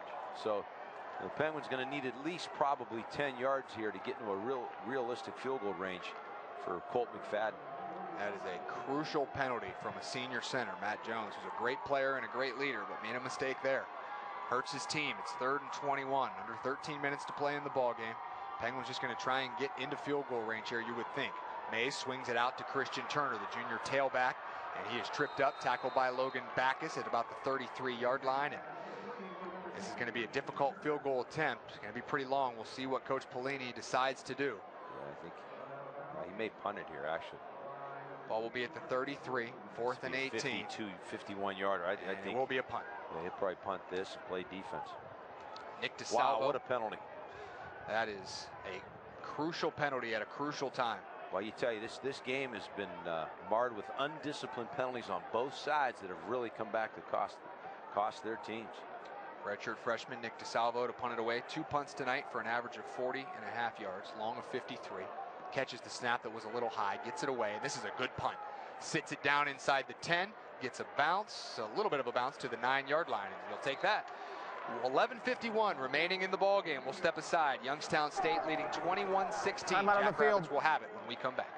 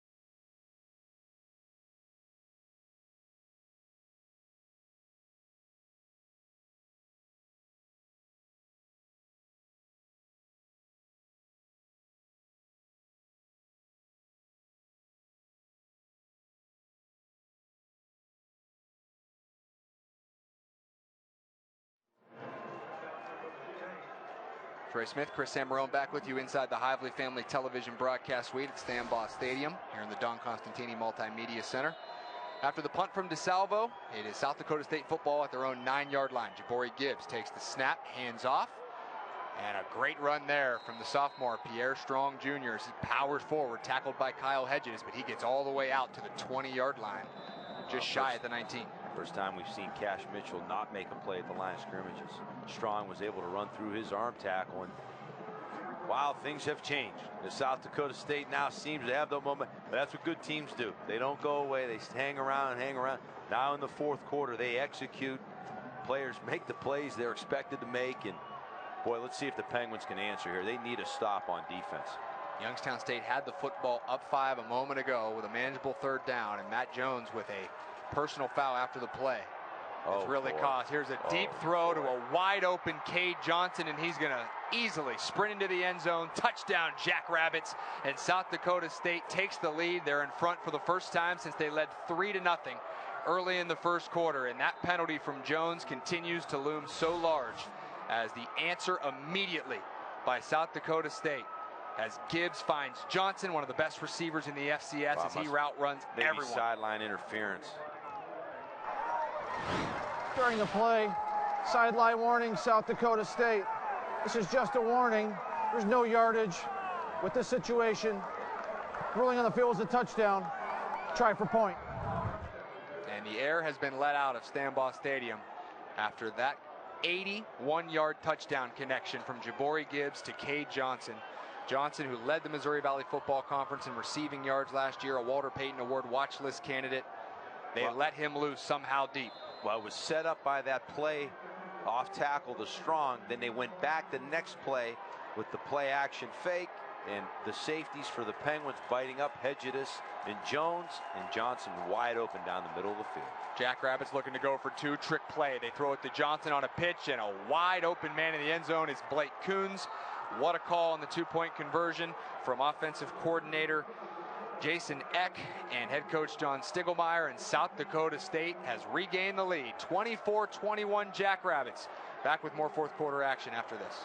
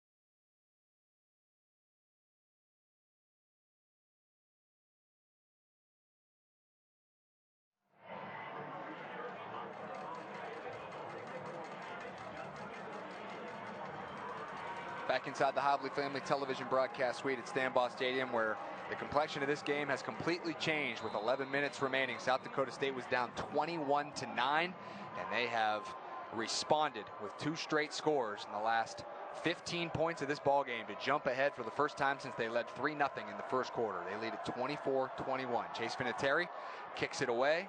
as London Pearson catches the football at about the 4-yard line and will bring it out. Pearson has a little bit of room, gets ahead to the 28-yard line, and that's where Youngstown State will start 1st and 10. Let's take a look back at that last drive for South Dakota State, as Cade Johnson, who had 2 catches for just 12 yards prior to this drive, gets the 81-yard touchdown catch from Jabari Gibbs as he outran everybody. Johnson, the preseason All-American, one of the best in the nation, puts South Dakota State in front, and then the 2-point conversion. Johnson takes the reverse and throws to a wide-open Blake Coons to make it 24-21. That touchdown throw was set up by the previous play, which was just an off tackle to Strong that got a 1st down. They came right back with that same fake, but this time play action pass. Johnson runs down the seam. Handoff goes to Joe Alessi, who has 65 yards on the ground before that carry, and a good pickup on 1st down of about 7 or 8 yards as Alessi continues to run well. Yeah, we've seen the Penguins now. They've had success running the football off tackle, so they're doing a better job than they did in the 1st half. Now the question becomes is, how long do you stick with it and maybe a play action pass off of that fake to Alessi? And again, we haven't seen Joyner or any of the tight ends getting really involved in the passing game so far in this game. And wouldn't mind seeing one of those tight ends down the seam. 132 yards on the ground tonight for Youngstown State. 2nd down and 2. They go right back to Joe Alessi, and South Dakota State was ready for it, all over it. As that was a good job by the defensive tackle. I think that was number 91 for South Dakota State. Xavier Ward in on that play, and also maybe number 55. Thomas Stacker in there. Stacker also. Again, just beating man one-on-one blocks there, getting off the block and making a tackle. And the thing is not only making that play, they're getting a lot of negative plays for that Penguin offense now. As you've seen a lot of tackles for losses, so they're allowing penetration. That's a good job by that South Dakota State defensive front. 3rd down and 3 after a loss of 1. Mays has time in the pocket, throws into a heap of defenders, and it's picked off. And it is all South Dakota State now, as that pass is intercepted by number 13. That's Dyshawn Gales, the redshirt freshman from Chicago, Illinois. Not sure where Mays was looking there, as there was about 3 white jerseys. Well, I don't know what kind of route that was. All 3 of the Penguin wide receivers in the same area there, and I don't know if it had to be a missed assignment somewhere, but either way, the South Dakota State got all the momentum right now, and they are capitalizing on it, as these Penguins having a hard time responding to the surge of offense we've seen by the Jackrabbits here in the 4th quarter. And 24-21, and I'll tell you what, if this gets to a 2-score ball game, I don't know, the lights may be out for the Penguins. Got to give John Stiglmeyer and his team so much credit. All the momentum and the home crowd energy was with the Penguins, leading 21-9 after a 45-yard touchdown run, or catch I should say, by Joe Alessi, and never stopped. They've never quit. They've continued to chip away, and that's what good football teams do. One of the best programs in the FCS year in and year out, and they have shown it here tonight. Now with the football, leading by 3. Play action on 1st down. Gibbs running, has a wide open man near the 20, and it's caught. And that is Blake Coons once again, the tight end, 6'5", 255-pounder out of Germantown, Wisconsin, who caught the 2-point conversion just a little bit ago. That's a big 1st down pickup. You see they're really using that play action fake and really drawing up the linebackers and the safeties. They had 3 guys wide open down the field there. Fortunately for the Penguins, it was ruled an incomplete pass, didn't hold on to it, but man, he was wide open. He was so wide open, I assumed he caught the ball. No defender in the area, and it is incomplete. So Youngstown State catches a big break there. Yeah, big break for the Penguins. Let's see if they can capitalize on it. With the way South Dakota State's been playing, I assume nothing was going to go wrong for the Jackrabbits the rest of this one. 2nd down and 10. Handoff goes to C.J. Wilson, the sophomore, and he's still on his feet, running through tackles ahead to the 37-yard line. It's Be amazing. 3rd and short. Again, you're seeing that transition now in the course where that Penguin defensive front was really able to control the line of scrimmage. Not anymore. That big offensive line for South Dakota State starting to wear down that defensive front of Youngstown State. And those gains that were maybe going for a yard or 2 are now going for 5 and 6. And this is probably 2-down territory for the Jackrabbits right now. 3rd and 3, 4 of 11 on 3rd down tonight are the Jackrabbits. So I watched the quarterback on a read option keeping it here, as Gibbs has been running a little bit more in the 2nd half. Gibbs turns, gives to the big 235-pound back, Mikey Daniel, and he easily picks up the 1st down. South Dakota State right now just controlling the football game as we are under 9 minutes to play. They're controlling the line of scrimmage.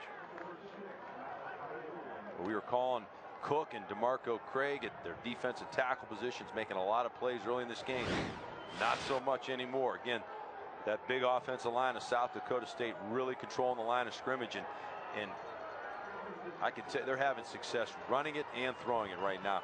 And I don't know what the Penguins do to respond.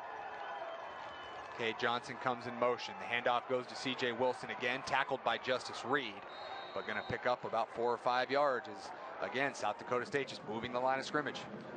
Well, if we see a replay of this play, you're going to see it right here. The type of push that South Dakota State is getting up front, really changing the line of scrimmage. Watch number 9, Antoine Cook, the defensive tackle. Look where he's at. He's 6-7 yards now.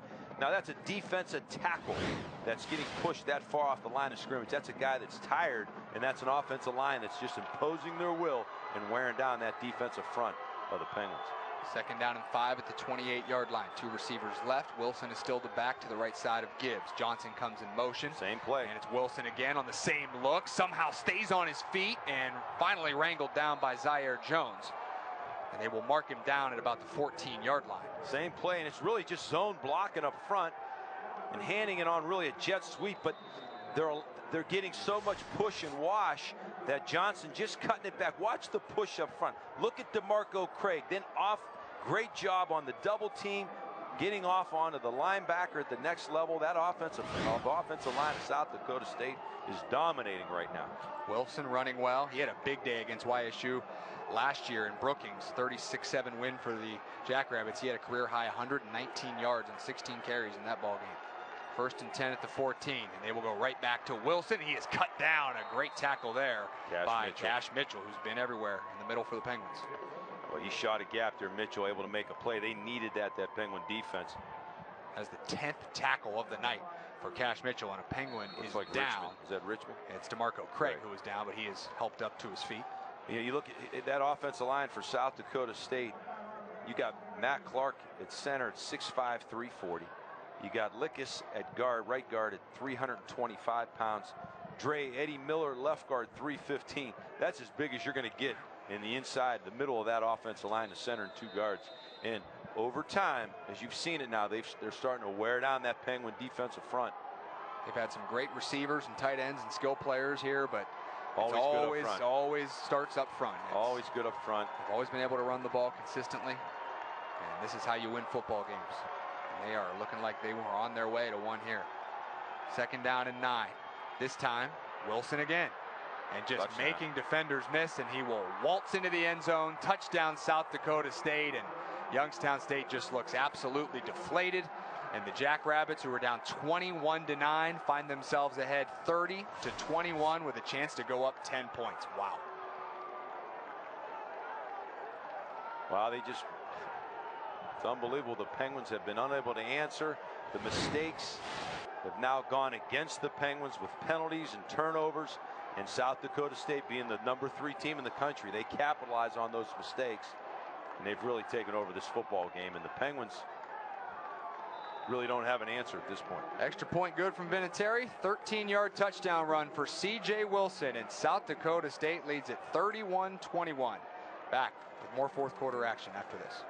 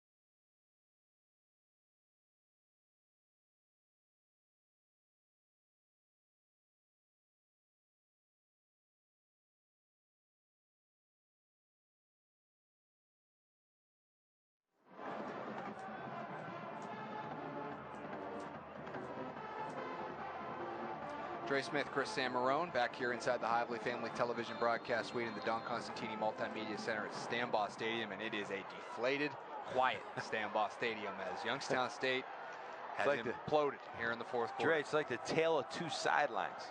South Dakota State looks like a home game. Looks like their homecoming game, and Youngstown State looks like the guillotine is set up over there, as they are really flat and dejected at this point. And I tell you, what a turnaround for South Dakota State. There it is, 22-0 run since there were 7 minutes remaining in the third quarter. Youngstown State hit a 45-yard touchdown pass. Nate Mays to Joe Alessi to go up 21-9, and South Dakota State has put their foot on the gas ever since and haven't looked back. Well, that's what good teams do. That's what really good football teams do. On the road, you know, they took your best shot, hung around, and then took over. And Youngstown State, a young football team, trying to get to that level, just can't seem to answer to this point. Nate Mays back in the game as the Penguins try and mount a rally here late. Pressure coming. Mays gets out of the pocket, falls forward, and should have enough for a first down, depending on where they mark it. They mark it right at the stick, so that'll be a first down. Yeah, Penguins will go to a 2-minute offense here, hurry-up offense, and South Dakota State's going to give them the short stuff, but nothing. South Dakota State not going to give up the big play down the field.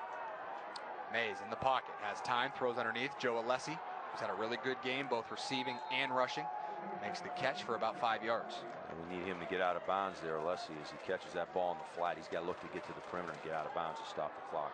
Alessi has 72 yards rushing on 17 carries. Also now 3 catches, and of course the 45-yard touchdown. Second down and 5. Pressure coming. Mays steps up in the pocket. Now looking to run. Has a seam. Has room to run. He's across midfield. Tripped up and gets to about the 43-yard line. So the Penguins on the move, trying to cut into this lead as we approach 5 minutes to play. Well, you got plenty of time left with 3 timeouts left. The Penguins, if they could score here in the next minute and a half, 2 minutes, plenty of time for them to play defense and maybe get the ball back. Turnovers have really hurt Youngstown State tonight. 2 interceptions, a fumble. A team that had only 3 turnovers coming in, 3 tonight. Wow.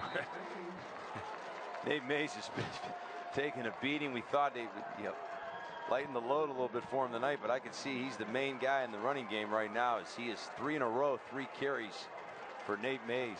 He's got 79 yards on 10 carries. Throws outside, finds Jeremiah Braswell. Get out of bounds. Almost got out of the hold of Dyshawn Gales over there near the sideline. As you see, Gales is hurt on the field here. Comes up limp, and there's another Jackrabbit down as well, as that's Christian Roosevelt, the All-American middle linebacker. He may be cramping there. But you hope that's what it is. He's just such a great player, has been his entire career, a 3-year captain, 3-year first-team all-conference player. I mean, I love the way he plays. He plays the position the way you're supposed to, physical and tough, and I'm sure he'll have an opportunity to play at the next level, but I'm not going to miss him when he's done. There's a lot of Youngstown State fans who agree with you there. Boy. We're going to look back at the penalty. And of course, this was a 21-16 game. South Dakota State had scored on a touchdown run from Jabari Gibbs to get back within 5. The Penguins had the football driving deep in South Dakota State territory. Had about a 3rd and 5, a 3rd and manageable, and then this happened. As Matt Jones shoved Dyshawn Gales of South Dakota State. That caused a personal foul, put Youngstown State in 3rd and very long. They couldn't convert. South Dakota State gets the football back on a punt, and then the 81-yard touchdown throw to Cade Johnson, and the rest is history, as South Dakota State has scored 22 unanswered points. And it's just amazing the way this game has changed. Just looked like all Youngstown State at one point, and then all South Dakota State. Well, I think the biggest change, Dre, was the South Dakota State offense changing their attack, and then also having success running the football. Their ability to run the football in this last quarter and a half has opened up the passing game, the play-action passing game, and they've had the big play to Johnson and a lot of other opportunities down the football field because of their ability to run it. And so this Penguin offense has to answer here if they're going to stay in this football game. 1st and 10 at the 24. Mays looking toward the end zone, incomplete, and Jeremiah Braswell was pleading for a flag from the official and no calls. There was a lot of contact. Wow. Both ways. I would have to get a look at it to see, as you see Coach Pelini making his way down. So we'll get a look here. Mays gave Braswell a chance, and a lot of contact as Malik Lofton, the sophomore corner, was out there in coverage. Second down and 10 from the 24. Mays in the shotgun. London Pearson's in the game at tailback. Mays, and he is going to go down, trying to get out of there, and he is slammed to the turf. That was Ryan Erith, the all-conference defensive end, senior, who brings him down. As the clock ticks toward 4 minutes, Youngstown State now has to rush to the line for a 3rd and 16 after the sack. Obviously 4-down territory for the Penguins. Pressure coming again. Mays brought down. It is all South Dakota State right now. And that time on the sack for South Dakota State, it is Quentin Hicks, the freshman defensive end. Problem is, the plays are taking them out of field goal. You had maybe a shot to kick a field goal, make it a 1-score game, but now taking 2 sets. Well, you know what it starts with? Complaining about the pass interference call. You notice ever since that, they haven't been efficient. 4th down and 19. And Mays nearly sacked again, has to get rid of it, and has his man Braswell for a 1st down. And he is going to get all the way inside the 10-yard line somehow. Nate Mays, and he is limping badly. What a play by Mays. What heart. I don't know how he kept his feet and then delivered this football to Braswell on the perimeter. The game was about to be over. I want to see if he held on to this ball, As Braswell. Hicks was bearing down on him again, somehow Mays stays up, took a shot at the end from Krolikowski, but somehow got it out to Braswell. 1st and goal at the 10-yard line. Mays looking, has a man outside. It's Joyner, but threw it too wide, and it's out of bounds, incomplete. Boy, he got hit here. I don't know if Mays is getting up. His offensive line gets him to his feet, and the heart and the toughness of Nate Mays cannot be overstated enough. No, it's amazing. Absolutely. This young man deserves so much credit. I mean, if people around this program said if you would have saw him after the Northern Iowa game last week, there's no way you thought he was going to play tonight. And boy, I tell you, an inside run here may work. 2nd down and 10. Mays, pressure coming. Sacked again as he just continues to take a beating. Ryan Erith, also Reese Winkleman on the sack. That's why I was saying, Dre, an inside run would work there. I don't understand, because all they're doing off the corners here, their defense ends are just coming so far upfield. That's where you run maybe a shuffle pass or a screen, because they're just trying to get to the quarterback. You've got plenty of time with 3 timeouts left where you could have maybe ran it there. You know. And we'll get a look at it. This might be the last hit that Mays I don't know what can take tonight as Winkleman drills him. I'm surprised he's still in the game, Nate Mays. I just shot after shot. As you see, the athletic training staff for Youngstown State, head athletic trainer Ethan Solberg. You got to remember, early in this drive, he ran for 3 or 4 times for a good 40 yards. So he's really taken a beating on this last drive. And you got to give him credit. But you also got to give credit to the South Dakota State defense. They're still coming. I mean, they're pinning their ears back, and they're coming off the corner. And the offensive tackles for the Penguins unable to get back into their pass set here to protect the quarterback. So it'll be 3rd and 17 as now Joe Craycraft, the sophomore from Marion, Ohio, will come in 6'3", 215, 2 for 2 passing, as he did have a drive early in the game to spell Mays. Ticking toward 3 minutes to play. 3rd and 17. Craycraft is the quarterback. Looks toward the sideline for an adjustment. He's going to have 3 receivers to the right, 1 to the left. London Pearson is the tailback on his right hip. Craycraft in the game after the injury to Mays. Has time, throws, end zone. Joyner, touchdown, Youngstown State, and it's not over yet. Miles Joyner with the catch. What a throw from Craycraft off the bench. And Youngstown State showing some fight and some heart. Wow. We've talked about it, hitting Joyner down the seam. First time tonight we go to it, and it's a touchdown. He's such an athletic tight end. You got to get him more involved in your passing game. As you can see it, he can get up off the ground and go high point the football and make a play like that for you. Boy, Joey Craycraft coming in and delivering a great football here. The Penguins back in this game with 3 timeouts left. Plenty of time. 2:54 remaining. Big extra point here. Colt McFadden, the transfer from Kent State, puts it up and puts it through. 31-28 now the score. Not over yet. Youngstown State still has all 3 of their timeouts. They can get it back. And we'll get a look once again at the touchdown pass from Joe Craycraft. Fresh off the bench, his first play, touchdown, Miles Joyner. I can't believe they were able, Joyner was able to get behind on a 3rd and forever. Got behind their secondary. Craycraft delivers a great ball there for the touchdown. As you see the faithful here at Stambaugh Stadium on a chilly night. This game looked to be over as South Dakota State was up by 10, and Nate Mays was taking shots on that drive. A big 3rd and 17. Your backup quarterback comes off the bench. How about the 4th down conversion from Nate Mays? Falling down, delivers a ball to Braswell right beyond the sticks. Can't question the heart of this team. No, Penguins have not quit here. But a lot of game left here, and can their defense step up? They have not stopped the Jackrabbits since probably early in the 3rd quarter. As you mentioned at the 4th down, Chris, that Mays somehow avoided the rush, stayed on his feet, stood in there, found Jeremiah Braswell to complete a 4th and long. And I wonder. I was just thinking Braswell the same held thing. on that football. The Penguins did a good job of getting up to the line of scrimmage quick and getting the snap. I'm questioning whether that was a completion, but it's in the past. Cole McFadden kicks it off, but we have a flag that stops play. Timeout. Prior to the ball being kicked, timeout, South Dakota State. Timeout, South Dakota It'll be 30 State. seconds They might have been thinking in duration. something was coming there. I can't see the Penguins onside kicking at this point. Again, 3 timeouts left, plenty of time. All they need is a field goal. If you can get a good kick here, get good coverage, and maybe hold South Dakota State on this return inside their 25-yard line, your defense just got to come out and make a stop. One thing you can say, Chris, these are 2 of the best teams in the nation. There's no doubt. I mean, what a football game here tonight. Back and forth, and we'll take a look at the standings in the Missouri Valley Football Conference. Of course, North Dakota State. I mean, what can you say at this point? 6-0, 2-0. New head coach, new quarterback, no problem. South Dakota State, obviously, always one of the best in the country and the league. Northern Iowa, who beat Youngstown State last week, lost to North Dakota State today in pretty convincing fashion for the Bison. South Dakota State got a win today. Youngstown State trying to stay near the top of the standings and get their first league win. The only other time, Chris, they've started league play 0-2, 2004. That's been a while. That's rare. That's rare territory for Youngstown State. They trail by 3. This is a tough way to start league play for the Penguins. You've got to go on the road, play Northern Iowa last week, and then come back home to play the number 3 team in the country, South Dakota State, who's, like I said, have dominated this series, especially of late.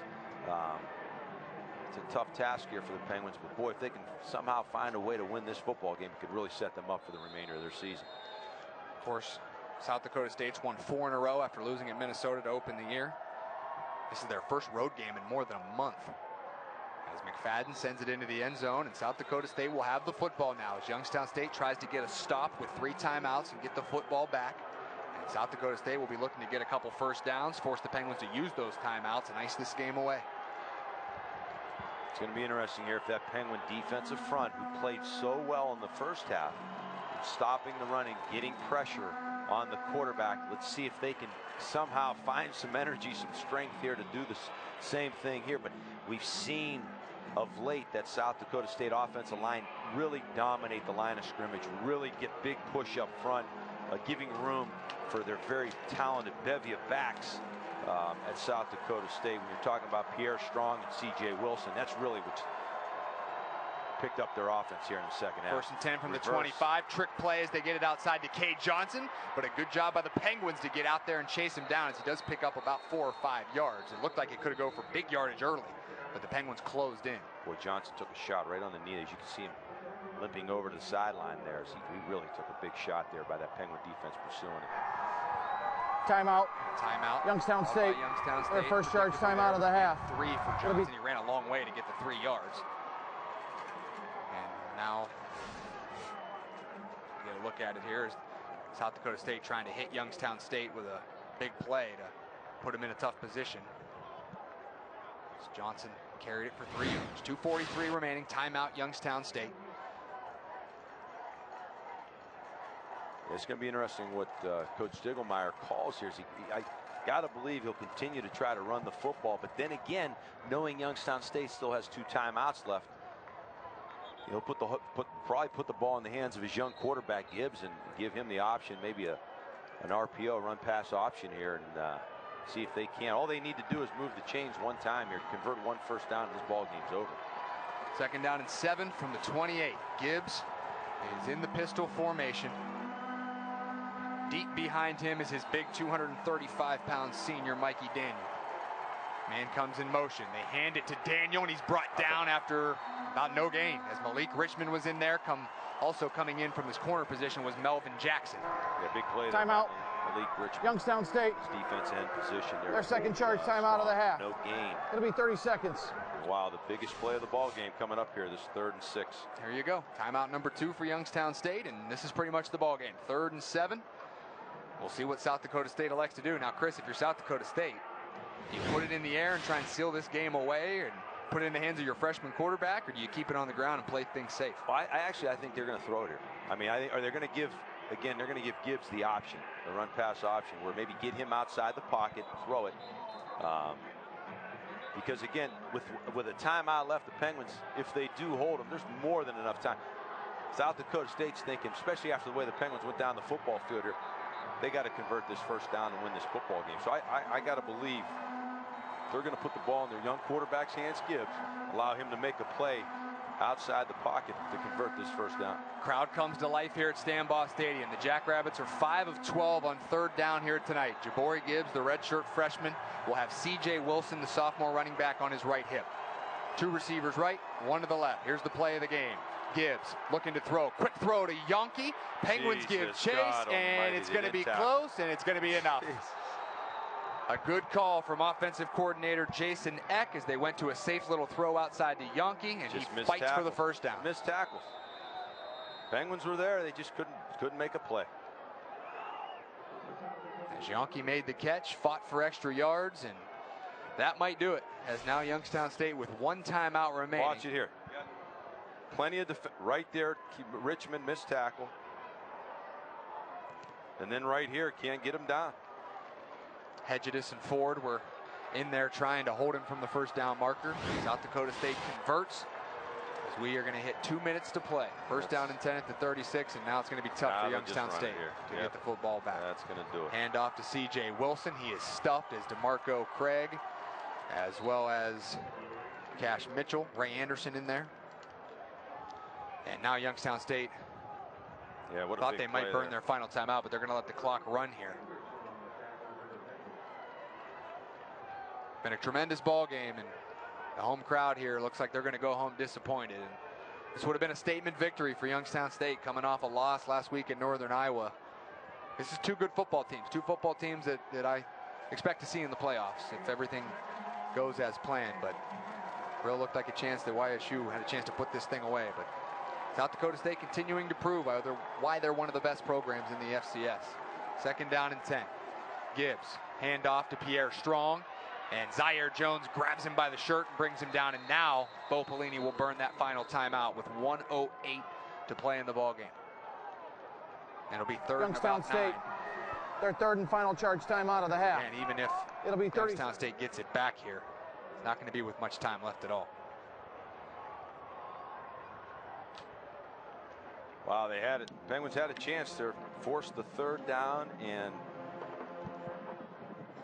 throw a wide receiver screen and their big wide receiver for the Jackrabbits. Janke just really fighting for these extra yards. John Stiegelmeier, what a program he has built. One of 2 FCS programs to go to the playoffs each of the last 7 years. Finished in the top 25, 10 of the last 13, won a playoff game 6 of the last 7 years. Semifinals, both of the last 2 seasons. Picked 2nd in the Missouri Valley preseason poll. Boy, what a game here tonight. Looks like the Jackrabbits are going to come away with a victory unless something crazy happens here. 3rd down and 9. And Gibbs is going to keep it on the outside, and he looks like he's going to get a first down, and he's going to run possibly all the way to the end zone. 30, 20, 10, 5. Touchdown, and that'll do it. South Dakota State seals it away. Youngstown State played well for a large stretch of this game, but it has been all Jackrabbits in the 2nd half. Got to give them so much credit. Yeah, they executed. What a performance. Played better in the 2nd half, and this Penguin defense played so well for 2.5 quarters, and then all of a sudden they come monumental collapse by the defense here as they gave up. As the faith. I don't know what the final number will be points-wise, but since that 3rd quarter, 7 minutes left, Penguin defense has been unable to stop this Jackrabbit offense.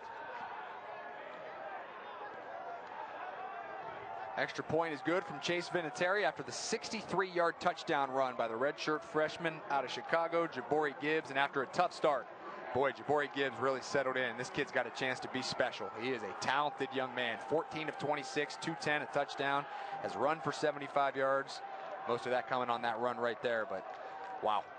And now this will give South Dakota State a 14-7 advantage in the all-time series. Their second straight win over the Penguins. They dominated last season in Brookings after Youngstown State snapped SDSU's 4-game winning streak here at Stambaugh Stadium 2 years ago. The Jackrabbits will get back to their winning ways here in Youngstown.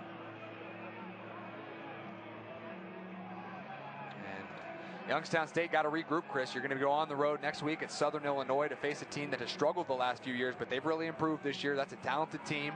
Nick Hill, a good offensive coach, and you know now that becomes a must-win for Youngstown State next week on the road in Carbondale. Yeah, no, that have to win next week against a pretty talented Southern Illinois, especially when they're playing at home. That's going to be a tough challenge for the Penguins. And South Dakota State, boy, they're going to get on the bus and the plane back home and feel good about themselves and how they hung in and then really took over this football game. The return here will be from Christian Turner, and he is brought down at about the 27-yard line. South Dakota State's going to go to 5-1, 2-0 in Missouri Valley Football Conference play. They will be on the road again next week. They're going to go to Indiana State to face a struggling Indiana State Sycamores team who did beat Western Illinois today, but the Leathernecks are really struggling. They're 0-6 now after that loss today. So looks like next week going to be a big favorite. The Jackrabbits would be next week, so they're in prime position to get to 6-1 and just be in the driver's seat to be right there with North Dakota State atop the league standings, as Joe Craycraft will be in the game at quarterback to clean things up for the Penguins. And YSU going to fall to 4-2 and 0-2 in league play. The only other time they've been 0-2 to start league play was 2004. So disappointing start. Looked like the Penguins were going to be on their way to a big statement victory tonight, but it takes a lot to beat a team like this that John Stiegelmeier has built.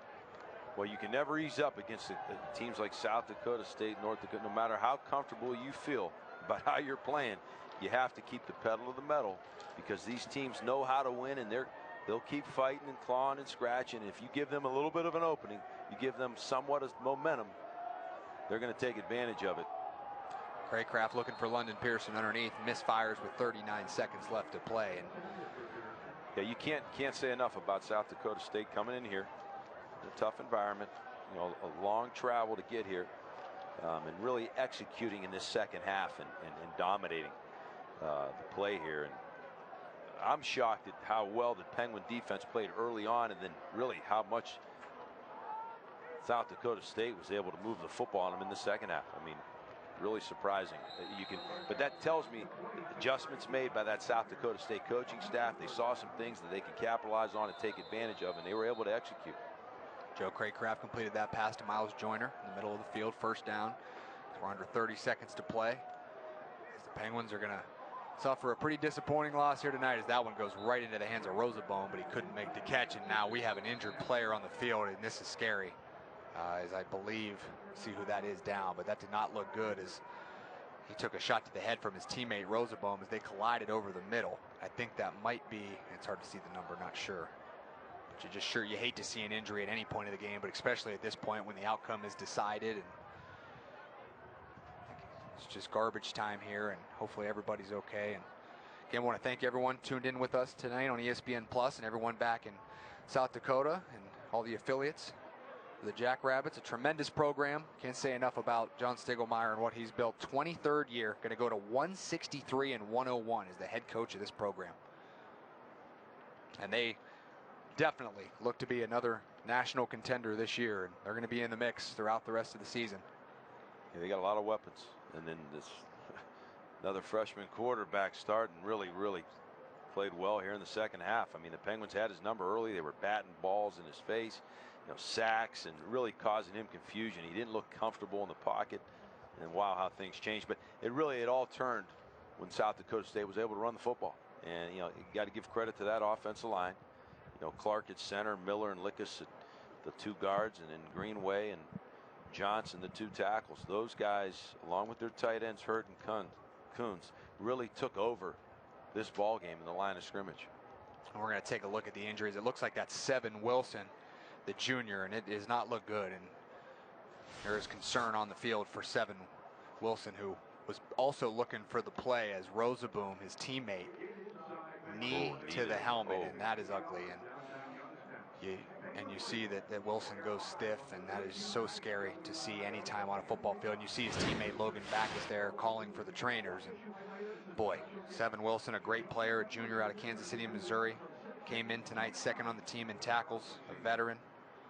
And what a linebacking core with him, Rosaboom, and Backus. And this is, hate to see this late in the game. So certainly hoping the best here, and concerted sidelines on for both teams.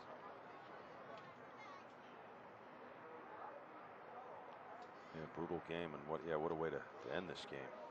And then, you know, both teams obviously struggles and played well, but what a game. I mean, overall, just an exciting football game for the fans that watched it. And yeah, when I say two good football game, teams, just yeah, when physical. you have things like this, it's just a tough game. This can happen in any play. These guys, you know, as physical this game is. It's good to see him sitting up now. And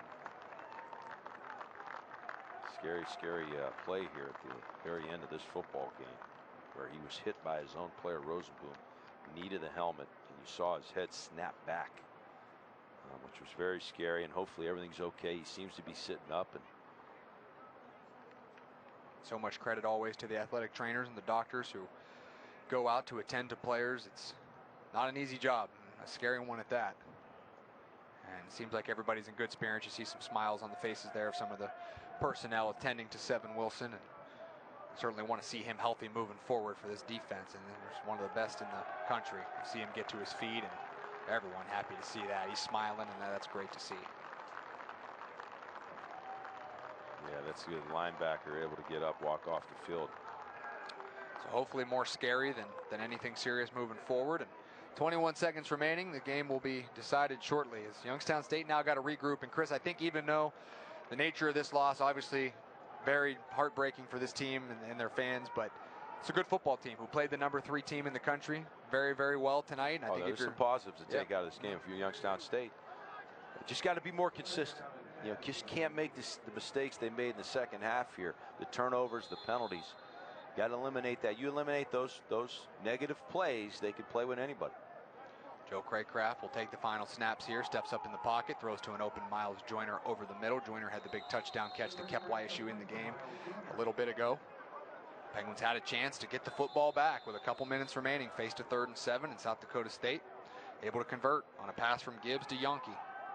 Over the middle, Joyner again as they continue to go back to that same play. Joyner runs to the 20-yard line, but that's going to do it. Youngstown State out as well. We'll stop the clock momentarily with a first down. Be one more play. Craycraft's going to come up and spike it. So there will be one more play from scrimmage here, you would think, with 3 seconds remaining. I'm somewhat surprised the Penguins are still. I give them credit. They're fighting till the very end, but unfortunately the clock's up against them here. I mentioned the Penguins will be on the road at Southern Illinois next week, as that game is scheduled for 3 p.m. Eastern time, and then the Jackrabbits will continue their road, 2-game road slate. So they will head to Terre Haute, Indiana to face the Sycamores at noon Central time. They will look to remain undefeated in conference play. And of course, they have a matchup after that the following week with North Dakota State in Brookings, as that pass into the end zone is incomplete, and that'll do it. The final from Stambaugh Stadium, South Dakota State 38, Youngstown State 28. Final thoughts, Chris? Well, I tell you what, it was a great football game. Just South Dakota State showed you why they're the #3 team in the country. They took over the line of scrimmage, Trey. They dominated the line of scrimmage on the offensive side of the ball, and that enabled them to run the football, and then it opened up the play-action passing game, and they took advantage of, made some big plays on the Penguin defense, and that was the difference.